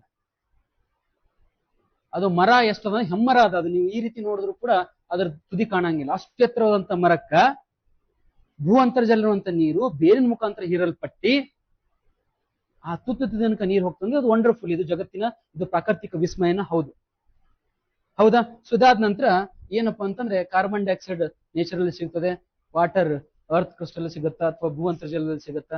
ತದನಂತರದಲ್ಲಿ ಇಲ್ಲೊಂದು ರಾಸಾಯನಿಕ ಪ್ರಕ್ರಿಯೆ ನಡೀತದೆ. ರಾಸಾಯನಿಕ ಪ್ರಕ್ರಿಯೆ, ಕೆಮಿಕಲ್ ರಿಯಾಕ್ಷನ್ ನಡೀತದೆ. In the form of photosynthesis, in the help of sun rays ಅಂತ ಕರಿತೀವಿ. ಅಥವಾ ಸೂರ್ಯನ ಬೆಳಕಿನ ಮೂಲಕ. ಅದನ್ನ ಏನಂತ ಕರೀತಾರೆ? ಸೂರ್ಯನ ಬೆಳಕಿನ ಮೂಲಭೂತ ಘಟಕವನ್ನ ಫೋಟಾನ್ ಅಂತ ಕರೀತಾರೆ. ಏನ್ ಕರಿತೀವ್ರಿ? Photon. The fundamental unit of light is called photon. Or structural functional unit of light is called photon. Photon ಬೆಳಕಿನ ಅತ್ಯಂತ ಚಿಕ್ಕ ಕಣವನ್ನ ಏನಂತ ಕರಿತೀವ್ರಿ? ಫೋಟಾನ್ ಅಂತ ಕರೀತಾರೆ. ಹಾಗಾದ್ರೆ ಬೆಳಕು ಸಸ್ಯಗಳು ಏನ್ ಮಾಡ್ತಾವಪ್ಪ ಅಂತಂದ್ರೆ, ನಿಸರ್ಗದಲ್ಲಿರುವಂತ ಕಾರ್ಬನ್ ಡೈಆಕ್ಸೈಡ್, ಭೂ ಅಂತರ್ಜಲಲ್ಲಿರುವಂತ ನೀರನ್ನ ಬಳಸ್ಕೊಂಡು, ಹೌದಾ, ಯಾವ ಭಾಗದಲ್ಲಿ ನಡೀತದೆ ಫೋಟೋಸಿಂಥಸಿಸ್ ಪ್ರಕ್ರಿಯೆ ಅಂತ ಕೇಳ್ತಾರೆ. ಯಾವ ಭಾಗದಲ್ಲಿ ಫೋಟೋಸಿಂಥಸಿಸ್ ಪ್ರಕ್ರಿಯೆ ನಡೀತದೆ ಅಂತ ಬಂದಾಗ, ಹಸಿರು ಸಸ್ಯಗಳಲ್ಲಿ ಹಸಿರು ಎಲೆಗಳು, ಹಸಿರು ಕಾಂಡ, ಹಸಿರು ಮುಳ್ಳುಗಳಲ್ಲಿ, ಒಟ್ಟಾರೆ ಸಸ್ಯದ ಹಸಿರು ಭಾಗದಲ್ಲಿ ನಡೀತದೆ. ಕೆಲವರಿಗೆ ಅಷ್ಟೇ ಹೇಳ್ತಾರೆ ಸರ್, ಹಸಿರು ಸಸ್ಯದಾಗ ಅಷ್ಟು ನಡೀತದೆ. ಹಸಿರು ಎಲೆಗಳಲ್ಲಿ ಮಾತ್ರ ನಡೀತದೆ. ಎಲೆಗಳಲ್ಲಿ ಅತಿ ಹೆಚ್ಚಾಗಿ ಫೋಟೋಸಿಂಥಸಿಸ್ ಪ್ರಕ್ರಿಯೆ ನಡೀತದೆ ವಿನಃ ಎಲೆಗಳಲ್ಲಿ ಅಷ್ಟೇ ಎಲ್ಲ. ಸಸ್ಯದ ಹಸಿರು ಭಾಗದ ಎಲ್ಲಾ ಭಾಗಗಳಲ್ಲಿ ಕೂಡ ಫೋಟೋಸಿಂಥಸಿಸ್ ಪ್ರಕ್ರಿಯೆ ನಡೀತದೆ. ಅತಿ ಹೆಚ್ಚಾಗಿ ಎಲ್ಲಿ ನಡೀತದೆ ಅಂತ ಬಂದಾಗ ಎಲೆ ಭಾಗದಲ್ಲಿ ನಡೀತದೆ. ಅತಿ ಹೆಚ್ಚಾಗಿ ಎಲೆ ಭಾಗದಲ್ಲಿ, ಕಮ್ಮಿ ಆದ್ರೂ ಕೂಡ ಸಸ್ಯದ ಎಲ್ಲೆಲ್ಲಿ ಯಾವ್ಯಾವ ಜಾಗದಲ್ಲಿ ಹಸಿರು ಭಾಗ ಅದನೋ ಎಲ್ಲ ಕಡೆ ಏನಪ್ಪ ಅಂದ್ರೆ ಫೋಟೋಸಿಂಥಸಿಸ್ ಪ್ರಕ್ರಿಯೆ ಎಂಬುದು ನಡೀತದೆ ಎಂಬುದು ನಿಮ್ಗೆ ಗೊತ್ತಿರಬೇಕು. ಹಾಗಾದ್ರೆ ಇಲ್ಲಿ ಎಲ್ಲಿ ನಡೀತದೆ ಅಂತ ಎಕ್ಸಾಮ್ ನ ಕೇಳಿದಾನೆ. ಫ್ಲೋರೋಪ್ಲಾಸ್ಟ್ ಅಂತ ಕರಿತೀವಿ. ಏನ್ ಕರಿತೀವ್ರಿ? ಫ್ಲೋರೋಪ್ಲಾಸ್ಟ್. ಇನ್ನೊಂದು ಎಕ್ಸಾಮ್ ನ ಕೇಳಿದಾರೆ ಕೆಮಿಸ್ಟ್ರಿ ಒಳಗ, ಸಸ್ಯಗಳಿಗೆ ಹಸಿರು ಬಣ್ಣ ಬರಲು ಕಾರಣವಾದಂತಹ ವಸ್ತು ಯಾವುದು ಅಂತ ಹೇಳ್ಬಿಟ್ಟು. ಯಾವ್ದದು? The pigment. ಯಾವ್ದ್ರಿ ಅದು? ಕ್ಲೋರೋಫಿಲ್ ಅಂತ ಗೊತ್ತಿರಬೇಕು. ಹೌದಾ?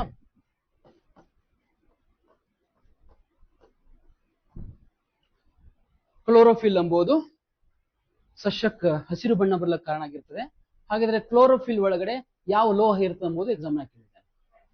ಈಗ ನಮ್ಮ ದೇಹದಲ್ಲಿ ರಕ್ತ ಅದ. ರಕ್ತ ಅಂದ್ರೆ ಸಂಯೋಜಕ ಅಂಗಾಂಶ ಅಂತ ಕರೀತಾರೆ, ಅಥವಾ connective tissue of our body ಅಂತ ಕರೀತಾರೆ. ಯಾವುದನ್ನ? ಬ್ಲಡ್ ಅನ್ನ. ಹೌದನ್ನ? ಬ್ಲಡ್ ಏನ್ ಕೆಲಸ ಮಾಡ್ತದಪ್ಪ ಅಂತಂದ್ರೆ, ನಮ್ಮ ದೇಹದ ಎಲ್ಲಾ ಅಂಗಗಳನ್ನ ಜೋಡಿಸುವಂತ ಕೆಲಸ ಮಾಡ್ತದೆ, ಕೂಡಿಡುವಂತ ಕೆಲಸ ಮಾಡ್ತದೆ. ಹೌದ್ರಿ? ನಮ್ ಸಿಸ್ಟಮ್ ಎಷ್ಟು ವಂಡರ್ಫುಲ್ ಅದ ಅಂತಂದ್ರೆ, ಪ್ರತಿಯೊಂದು ಆರ್ಗನ್ ಅದ್ರದ್ದು ಪರ್ಫೆಕ್ಟ್ ರೋಲ್ ಅನ್ನ ಪರ್ಫಾರ್ಮ್ ಮಾಡ್ತವೆ. ಆ ಪರ್ಫೆಕ್ಟ್ ರೋಲ್ ಅಲ್ಲಿ ಸ್ವಲ್ಪ ಮಿಸ್ಟೇಕ್ ಆದ್ರೂ ಕೂಡ ಮನುಷ್ಯನಿಗೆ ದೊಡ್ಡ ಬಾಧೆ ಆಗ್ತದೆ. ಹಾರ್ಟ್ ಇವನ್ ಸಲಕ್ ಎಟ್ಟು ಬಡ್ಕೊಲಿ ಮಾರಾಯ, ಇವನ್ ಹಾರ್ಟ್ ನಾ ಅಕ್ಕಿ ಕೊಟ್ಟಿನಿ ಅಂತ ಹೇಳಕತ್ತಾನ, ಇವನ್ ಸಲಕ್ ಬದುಕತ್ತೀನಿ, ನಾ ಯಾಕೆ ಬದುಕಲಿ ಅಂತ ಹೇಳ್ಬಿಟ್ಟು ಏನಾರೆ 1 ಸೆಕೆಂಡ್ ಬಡ್ಕೊಳ್ಳೋದ್ ನಿಂತು ಅಂದ್ರೆ ಇವನ್ ಮನೆ ಎದುರು ಹೊಗಿನೇ ಇರ್ತದ. ಹೌದ್ರಿ. ಸೊ ಇದು ಸರ್ವಸಾಮಾನ್ಯ ಗೊತ್ತಿರ್ತದ. ಇವೆಲ್ಲ ನಾಟಕ ಅದು. ನಾನ್ ನಿನ್ಗೆ ಹರ್ಟ್ ಕೊಟ್ಟೆ, ನನ್ನ ಹರ್ಟ್ ಆ ಕಡೆ ಹೋಯ್ತು, ಬದ್ನಿಕಾಯಿನೂ ಕೊಡಕ್ ಹಂಗಿಲ್ರಿ, ಇವತ್ತು ನಾವು ಖರೀದಿ ಮಾಡೋದು ಹರ್ಟ್ ಎಲ್ಲಿ ಕೊಡೋದಾಗ್ತದೆ, ನೆನ್ಪಿಟ್ಕೋಬೇಕು. ಸರಿನಾ? ಒಂದು ಕ್ಲೋರೋಪ್ಲಾಸ್ಟ್, ಇನ್ನೊಂದು ಕ್ಲೋರೋಫಿಲ್. ಕ್ಲೋರೋಫಿಲ್ ಒಳಗಡೆ ಕ್ಲೋರೋಪ್ಲಾಸ್ಟ್ ಅಥವಾ ಹರಿದ್ರೇಣು ಅಂತ ಕರಿತೀವಿ. ಆ ಹರಿದ್ರೇಣು ಒಳಗಡೆ ಅಥವಾ ಹಸಿರು ಸಸ್ಯಕ್ಕೆ ಬಣ್ಣ ಬರಲ್ಲ, ಹಸಿರು ಬಣ್ಣ ಕಾರಣಕ್ಕೆ ವಸ್ತು ಯಾವುದು ಅಂತ ಬಂದಾಗ ಅದು ಮ್ಯಾಗ್ನೀಸಿಯಂ ಅಂತ ಗೊತ್ತಿರ್ಬೇಕು. ಯಾವ್ದ್ರಿ? ಮ್ಯಾಗ್ನೀಸಿಯಂ. ನಮ್ಮ ದೇಹಕ್ಕೆ, ಕೆಂಪು ರಕ್ತಕ್ಕೆ, ನಮ್ಮ ದೇಹದ ಏನಂದ್ರೆ ರಕ್ತ ಕೆಂಪು ಬಣ್ಣ ಕಾರಣ ಅಂತ ಧಾತು ಯಾವುದು ಅಂತ ಕೇಳಿದ್ದಾರೆ. ನಮ್ಮ ದೇಹದಲ್ಲಿರುವಂತಹ ರಕ್ತಕ್ಕೆ ಕೆಂಪು ಬಣ್ಣ ಬರಲು ಕಾರಣ ಇರುವಂತಹ ವಸ್ತು ಯಾವುದು ಅಂತ ಕೇಳ್ತಾನೆ. ಪ್ರೋಟೀನ್ ಯಾವುದು ಅಂತ ಕೇಳ್ತಾನೆ. ನಮ್ಮ ದೇಹಕ್ಕೆ ಕೆಂಪು ಬಣ್ಣ ಬರಲು ಅಥವಾ ನಮ್ಮ ದೇಹದಲ್ಲಿರುವಂತಹ ರಕ್ತಕ್ಕೆ ಕೆಂಪು ಬಣ್ಣ ಬರಲು ಕಾರಣವಾದಂತಹ ಪ್ರೋಟೀನು ಹಿಮೋಗ್ಲೋಬಿನ್. ಹಿಮೋಗ್ಲೋಬಿನ್. ಮತ್ತೇನಪ್ಪಾ ಅಂದ್ರೆ the element caused the blood colour will be red ಅಂತ ಬಂದಾಗ ಅದು ಯಾವುದು ಅಂತ ಬಂದಾಗ ಐರನ್. ಏನ್ ಹೇಳ್ರಿ? ಐರನ್. ಇದಕ್ಕೆ ಏನಂತ ಬಂದಾಗ ಹಸಿರುಗಳು, ಸಸ್ಯಗಳು ಹಸಿರು ಬಣ್ಣ ಬರ್ಲಿಕ್ಕೆ ಕಾರಣನೇ ಮ್ಯಾಗ್ನೀಸಿಯಂ ಪ್ಲಸ್ ಅಯಾನ್ಸ್ ಅಂತ ಕರಿತೀವಿ. ನಮ್ಮ ದೇಹದಲ್ಲಿರುವಂತ ರಕ್ತ ಕೆಂಪು ಬಣ್ಣ ಕಾರಣ ಅಂತ ಬಂದಾಗ Fe2+ ಅಂತ ಅಥವಾ ಐರನ್ ಅಂತ ಕರಿತೀವಿ. ಕಬ್ಬಿಣ. ಮನುಷ್ಯನಿಗ ಕಬ್ಬಿಣ ಅಂಶ ಕಮ್ಮಿತ್ತು ಅಂದ್ರೆ ಏನಂತ ಕರಿತೀವಿ? ಅನಿಮಿಯಾ ರೋಗ ಅಂತ ಕರೀತಾರೆ. ಏನ್ ಕರಿತೀವಿ? ಅನಿಮಿಯಾ. ಎಸ್ಪೆಷಲಿ ಯಾರಿಗೆ ಜಾಸ್ತಿ ಕಾಸ್ ಯಾರಿಗೆ ಆಗ್ತದಪ್ಪ ಅಂತಂದ್ರೆ ಗರ್ಭಾವತಿ ಮಹಿಳೆಯರಿಗೆ ಜಾಸ್ತಿ ಕಾಸ್ ಆಗ್ತದೆ. ಚೆನ್ನಾಗಿ ಊಟ ಮಾಡಿಲ್ಲ ಅಂತಂದ್ರೆ ಅನಿಮಿಕ್ ಆಗ್ತಾರೆ. ಅನಿಮಿಕ್ ಅಂತಂದ್ರೆ ರಕ್ತಹೀನತೆ ರೋಗ ಅಂತ ಕರೀತಾರೆ. ರಕ್ತಹೀನತೆ ರೋಗ. ಹೀಗಾಗಿ ಹೆಣ್ಮಕ್ಳಿಗೆ ಜಾಸ್ತಿ ಬಾಧೆ ಆಗ್ತದೆ. ಎಸ್ಪೆಷಲಿ ಪ್ರೆಗ್ನೆಂಟ್ ವುಮನ್ಸ್ಗೆ ಜಾಸ್ತಿ ಬಾಧೆ ಆಗ್ತದೆ. ಸೊ ಇದು ಆಗ್ಬಾರ್ದು ಅಂತಂದ್ರೆ ನೀವುಗಳು ಮುಂಜಾನೆ ಎದ್ದು ಚೆನ್ನಾಗಿ ಬೀಟ್ರೂಟ್, ಕ್ಯಾರೆಟ್, ABC ಜ್ಯೂಸ್ ಅನ್ನ ಇಂಟೇಕ್ ಮಾಡಬೇಕು. ABC juice. ABC ಅಂತಂದ್ರೆ A ಫಾರ್ ಆಪಲ್ ಅಲ್ರಿ. A ಫಾರ್ ಆಪಲ್ ಅಲ್ಲ, A ಫಾರ್ ಆಮ್ಲ. ಆಮ್ಲ ಅಂದ್ರೆ ನೆಲ್ಲಿಕಾಯಿ. ಆಪಲ್ ನ ಅಪ್ಪ ಅಂತ ಕರೀತಾರೆ ಇದನ್ನ. ಆಪಲ್ದಾಗ ಎಷ್ಟು ಮಿನರಲ್ಸ್, ಎಷ್ಟು ಕಂಟೆಂಟ್ ಇರ್ತದೆ? 2% ಆಮ್ಲದಾಗ ಇರ್ತದೆ. ಆಮ್ಲ ತಿಂದ್ರ ನಿಮ್ಗೆ ಯಾವುದು ಪೇಂಟ್ ಹಚ್ಕೊಳ್ಳೋ ಅವಶ್ಯಕತೆ ಇಲ್ಲ. You are already looking like a very beauty because using ಆಮ್ಲ ಇಂಟೇಕ್ ಆ ರೀತಿ ನಿಮ್ಮನ್ನ ಅಷ್ಟು ಮಾಡಿಸ್ತದ. B for beetroot. B for beetroot and C for carrot. ಇದನ್ನ ತಿನ್ಕೊಂತ ಹೋದ್ರ ಇದು ನಿಮ್ಗೆ ಯಾವಕ್ಕೂ ನಿಮ್ ದೇಹಕ್ಕೆ ಸಂಬಂಧಪಟ್ಟಂತೆ ಯಾವ್ದು ರೋಗಗಳು ಬರ್ಲಾರ್ದಂಗ್ ನೋಡ್ಕೊಂತದೆ. ಇದು ನಿಮ್ಗೆ ಯಾವಾಗನು ಕೂಡ ರಕ್ತ ಕಮ್ಮಿ ಇರ್ಲಾರ್ದಂಗ್ ನೋಡ್ಕೊಂತದೆ. ಇದು ನಿಮ್ಗೆ ಯಾವಾಗನು ಕೂಡ ಪಂಚೇಂದ್ರಿಯಗಳು ಸರಿಯಾಗಿ ಇಟ್ಕೊಳಕ್ ನೋಡ್ಕೋತದೆ. ಕಣ್ಣು, ಕಿವಿ, ಮೂಗು, ಬಾಯಿ, ಸೆನ್ಸ್ ಆರ್ಗನ್ಸ್ ಅಂತ ಕರಿತೀವಲ್ಲ, ಅವು ಸೆನ್ಸ್ ಆರ್ಗನ್ಸ್ ಕರೆಕ್ಟ್ ಆಗಿ ಇಟ್ಕೊಳ್ಳಂದ್ರೆ ಮನುಷ್ಯನ ಅನ್ಸಂದಾಗ ಹೋಗುತ್ತಾನೆ. So sense organ, five organs are sense organs. ಹೊರಗಿನ ಜ್ಞಾನವನ್ನ ನಮ್ಮ ದೇಹಕ್ಕೆ ಅರ್ಥೈಸ್ತಾವೆ. ಎಲ್ಲಕ್ಕಿಂತ best sense organ is touch, skin. Best sense organ ಅದು. ಹೌದಾ? ನೀವೇನೋ ಮರಿಬೇಡಿ, ಸುಮ್ಮನೆ ಕೂತಿರ್ತೀರಿ, ಸಡನ್ ಆಗಿ ಯಾವುದೋ ಕೈಗೆ ಏನೋ ತಂಪಾಗಿ ಬಂದ್ಬಿಡಿತು ಅಥವಾ ಬಿಸಿ ಆಗ್ಬಿಟ್ಟು ಸಡನ್ ಆಗಿ ಕಡಿ ತೆಗಿತೀರಿ. ಹೌದಾ? ಕುಂತಿರ್ತೀರಿ, ಕತ್ಲಾಗ ಸಡನ್ ಲೈಟ್ ಬಂತು ಅಂದ್ರೆ ಎಲ್ಲರ ಕಬಡ್ಡಿ ಕಣ್ಣು ಮುಚ್ಚಿರ್ತೀರಿ. ಅಷ್ಟು ರಿಫ್ಲೆಕ್ಸ್ ಆರ್ಕ್ ನರ್ವಸ್ ಸಿಸ್ಟಮ್ ಅಷ್ಟು ಫಾಸ್ಟ್ ಐತೆ ನಮ್ಮ ನರ್ವಸ್ ಸಿಸ್ಟಮ್. ಹೌದಾ? ಸೊ ನರ್ವಸ್ ಸಿಸ್ಟಮ್ಗೂ ನಾವು ಯಾವಾಗಲೂ ಕೂಡ ಋಣಿಯಾಗಿರ್ಬೇಕು. ಯಾಕಂದ್ರೆ ಇಮಿಡಿಯೇಟ್ಲಿ ನಿಮ್ಗೆ ಎಚ್ಚರ ಮಾಡ್ತವೆ. ಏನದ ಏನಿಲ್ಲ ಎಂಬುದು ನಿಮ್ಗೆ ಅರ್ಥ ಮಾಡ್ಕೊಳಕ್ ಸಹಾಯ ಮಾಡ್ತಿರ್ತವೆ. ಯಾವುದು? Nervous system. ಸೊ ಅದು ಇಲ್ಲಿ ಪರವಾಗಿಲ್ಲ. ಹಾಗಾದ್ರೆ ಇಲ್ಲಿ ಕಾರ್ಬನ್ ಡೈಆಕ್ಸೈಡ್ ನೀರು ಎಲ್ಲಿ? ಕ್ಲೋರೋಫಿಲ್ದಾಗ with the help of sun rays. ಹೌದಲ್ಲ? ಏನ್ ಮಾಡ್ಕೋತಾವ್ರಿ? C6H12O6. ಸೋ ಕಾಲ್ಡ್ ಇದನ್ನ ಏನಂತ ಕರಿತೀವಿ? ಗ್ಲೂಕೋಸ್ ಅಂತ ಕರೀತಾರೆ. ಏನ್ ಕರಿತೀವಿ? ಗ್ಲೂಕೋಸ್. ನಮಗೂ ಬೇಕು. ನಮಗೂ ಏನಪ್ಪಾ ಶಕ್ತಿಯ ಮೂಲ ಏನ್ರಿ? ಮೊನ್ನೆ ಎಕ್ಸಾಮ್ನಾಗ ಕೇಳಿದ್ದೆ. ಯಾವ ಎಕ್ಸಾಮ್ ನಡೀತ್ರಿ ಮೊನ್ನೆ? ಒಂದು ಇತ್ತೀಚೆಗೆ ಒಂದು ಎಕ್ಸಾಮ್ ನಡೀತು. ಸಾರಿ, ಅಗ್ನಿವೀರದಾಗ ಕೇಳಿರ್ಬೋದು. ಶಕ್ತಿಯ ಮೂಲ ಯಾವುದು ಅಂತ ಕೇಳಿದಾನೆ. ಶಕ್ತಿಯ ಮೂಲ ಯಾವುದು ಅಂತ ಕೇಳಿದಾನೆ. ಅಥವಾ ಶಕ್ತಿಯ ನಿರ್ಮಾಣಕಾರಕ ವಸ್ತು ಯಾವುದು ಅಂತ ಕೇಳಿದಾನೆ. ಆಪ್ಷನ್ಸ್ ಈ ರೀತಿ ಇದ್ದು: ಕಾರ್ಬೋಹೈಡ್ರೇಟ್ಗಳು, ಪ್ರೋಟೀನ್ಸ್ಗಳು, ವಿಟಮಿನ್ಸ್ಗಳು, ಲಿಪಿಡ್ಸ್ಗಳು, ವಾಟರ್ಸ್ಗಳು, ಫೈಬರ್ಗಳು ಅಂತ ಈ ರೀತಿ ಆಪ್ಷನ್ಸ್ಗಳು ಇದ್ವು. ಯಾವುದು ಅಂತ ಹೇಳ್ಬೋದು ನೀವು? Carbohydrates are the energy producers ಅಂತ ಕರಿತೀವಿ. Carbohydrates are the energy producers. ಹೌದಾ? ಪ್ರೋಟೀನ್ಸ್ ಮತ್ತು ವಾಟರ್ ಬಾಡಿ ಬಿಲ್ಡರ್ಸ್ ಅಂತ ಕರೀತಾರೆ. ಏನ್ ಕರಿತೀವ್ರಿ? ನೀವು ಹೋಗ್ತಿರ್ಲ ಜಿಮ್ಮಿಗೆ ಹೋಗಿ ಬಾಡಿನ ಬಿಲ್ಡ್ ಮಾಡ್ಕೊಂತಿರ್ಲ, ಅದಕ್ಕೆ ಸಹಾಯ ಮಾಡೋದೇ ಪ್ರೋಟೀನ್ಸ್ಗಳು ಮತ್ತೆ ನೀರು. ಪ್ರೋಟೀನ್ಸ್ಗಳು ಮತ್ತು ನೀರು. ಹೌದಾ? ಫ್ಯಾಟ್ ಏನ್ ಮಾಡ್ತದಪ್ಪ ಅಂತಂದ್ರೆ ಕೊಬ್ಬನ್ನ ಕೊಡ್ತದೆ. ನಿಮ್ ದೇಹಕ್ಕೆ ಬೇಕಾಗಿರುವಂತ ಕೊಬ್ಬು. ನೀವು ಏನಪ್ಪಾ ಒಂದಿಷ್ಟು ನುಣ್ಣಗಾಗಿ, ಚಂದಗಾಗಿ, ನಿಮ್ಗೆ ಹೀಟ್ ಒಬ್ಬೊಬ್ಬರಿಗೆ ನೋಡಿ ಚಳಿಗಾಲ ಹೋದ್ರೆ ಚಳಿ ಬಡಿಯಂಗಿಲ್ಲ. ಕಾರಣ ಏನಪ್ಪಾ ಅಂತಂದ್ರೆ ಅವ್ರ ಸ್ಕಿನ್ನಿನ ಕೆಳಗಡೆ ಅಡಿಫೋಸ್ ಅಂಗಾಂಶ ಇರ್ತದೆ. ಅಡಿಫೋಸ್ ಅಂಗಾಂಶ, that secret always A good fat. Good fat. ಹೊಟ್ಟೆ ಬಂದ್ರೆ ಗುಡ್ ಫ್ಯಾಟ್ ಅಲ್ರಿ. ಗಂಡು ಮಕ್ಳಿಗೆ ಹೊಟ್ಟೆ ಬರ್ತದ, ಅದು ವಿಸರಲ್ ಫ್ಯಾಟ್, ಅದು ಗುಡ್ ಫ್ಯಾಟ್ ಅಲ್ಲ. ಈ ನಮ್ ಸ್ಕಿನ್ ಒಳಗಡೆ ಒಂದು ಗುಡ್ ಫ್ಯಾಟ್ ಇರುತ್ತೆ. ಅಡಿಫೋಸ್ ಅಂಗಾಂಶ ಒಳಗಡೆ ಒಂದು ಗುಡ್ ಫ್ಯಾಟ್ ಇರುತ್ತೆ. ಅದು ಫ್ಯಾಟ್ ಚೆನ್ನಾಗಿತ್ತು ಅಂತಂದ್ರೆ ನೀವು ಸಣಕಲ ದೇಹ ಅಲ್ಲ, ಚೆನ್ನಾಗಿ ಉಂಡ್ಕುಂಟಾಗಿರ್ಬೋದು ನೀವುಗಳು. ಚೆನ್ನಾಗಿ ಇಮ್ಯೂನ್ ಪವರ್ನ ಚೆನ್ನಾಗಿರ್ತದೆ ನಿಮ್ಗೆ, ಹೌದಾ? ಸೊ ಹಿಂಗಾಗಿ ಇದು ಹೆಲ್ದಿ ಫ್ಯಾಟ್. ಇದು ಏನೆಲ್ಲ ಒಳಗಡೆ ಆರ್ಗನ್ಸ್ ಒಳಗಡೆ ಇರ್ಲಾರ್ಜಾಗಿನಾಗ ಏನ್ ಫ್ಯಾಟ್ ಡೆಪೋಸಿಷನ್ ಆಗ್ತದಲ್ಲ ಅದು ಬ್ಯಾಡ್ ಫ್ಯಾಟ್ ಅದು. ಸೊ ಬ್ಯಾಡ್ ಫ್ಯಾಟ್ ಬರೋ ತನಕ ನೀವು ಹಂಗ ಇರಬಾರ್ದು. ಬ್ಯಾಡ್ ಫ್ಯಾಟ್ ಬರೋ ಗೊತ್ತು ಅಂತಂದ್ರೆ ಇಮಿಡಿಯೇಟ್ಲಿ ಜಾಸ್ತಿ ನಿಮ್ ದೇಹಕ್ಕೆ ಕಸರತ್ತು ಮಾಡಕ್ ಹಚ್ಬೇಕು. ಕಸರತ್ ಅಂದ್ರೆ ವ್ಯಾಯಾಮನ ಆಗ್ಲಿ ಎಕ್ಸರ್ಸೈಸ್ ಆಗ್ಲಿ. ನೆನ್ಪಿಟ್ಕೋಬೇಕಾದ್ರೆ ಏನ್ ಮಾಡ್ಬೇಕು ಅಂತಂದ್ರೆ, ನೀವು ಸಾಮಾನ್ಯ ನಿಮ್ಗೆ ಯಾವ್ದು ತೊಂದರೆ ಇರಲಿಲ್ಲ ಅಂತಂದ್ರೆ ಒಂದು ಶೀರ್ಷಾಸನ ಮಾಡ್ಬೇಕು, ಇನ್ನೊಂದು ಸೂರ್ಯ ನಮಸ್ಕಾರ ಮಾಡ್ಬೇಕು, ಮತ್ತೊಂದು ಭ್ರಮರಿ ಮಾಡ್ಬೇಕು, ಹೌದಾ? ಇವುಗಳು ನೀವು ಮಾಡ್ಕೊಂತ ಹೋದಿದ್ರ ಓದುದೆಲ್ಲ ನೆನ್ಪುಳಿತಾವ. ಏನಾಗ್ತಾವ್ರಿ? ಓದುದೆಲ್ಲ ನೆನ್ಪುಳಿತಿರ್ತಾವ, ಹೌದಾ?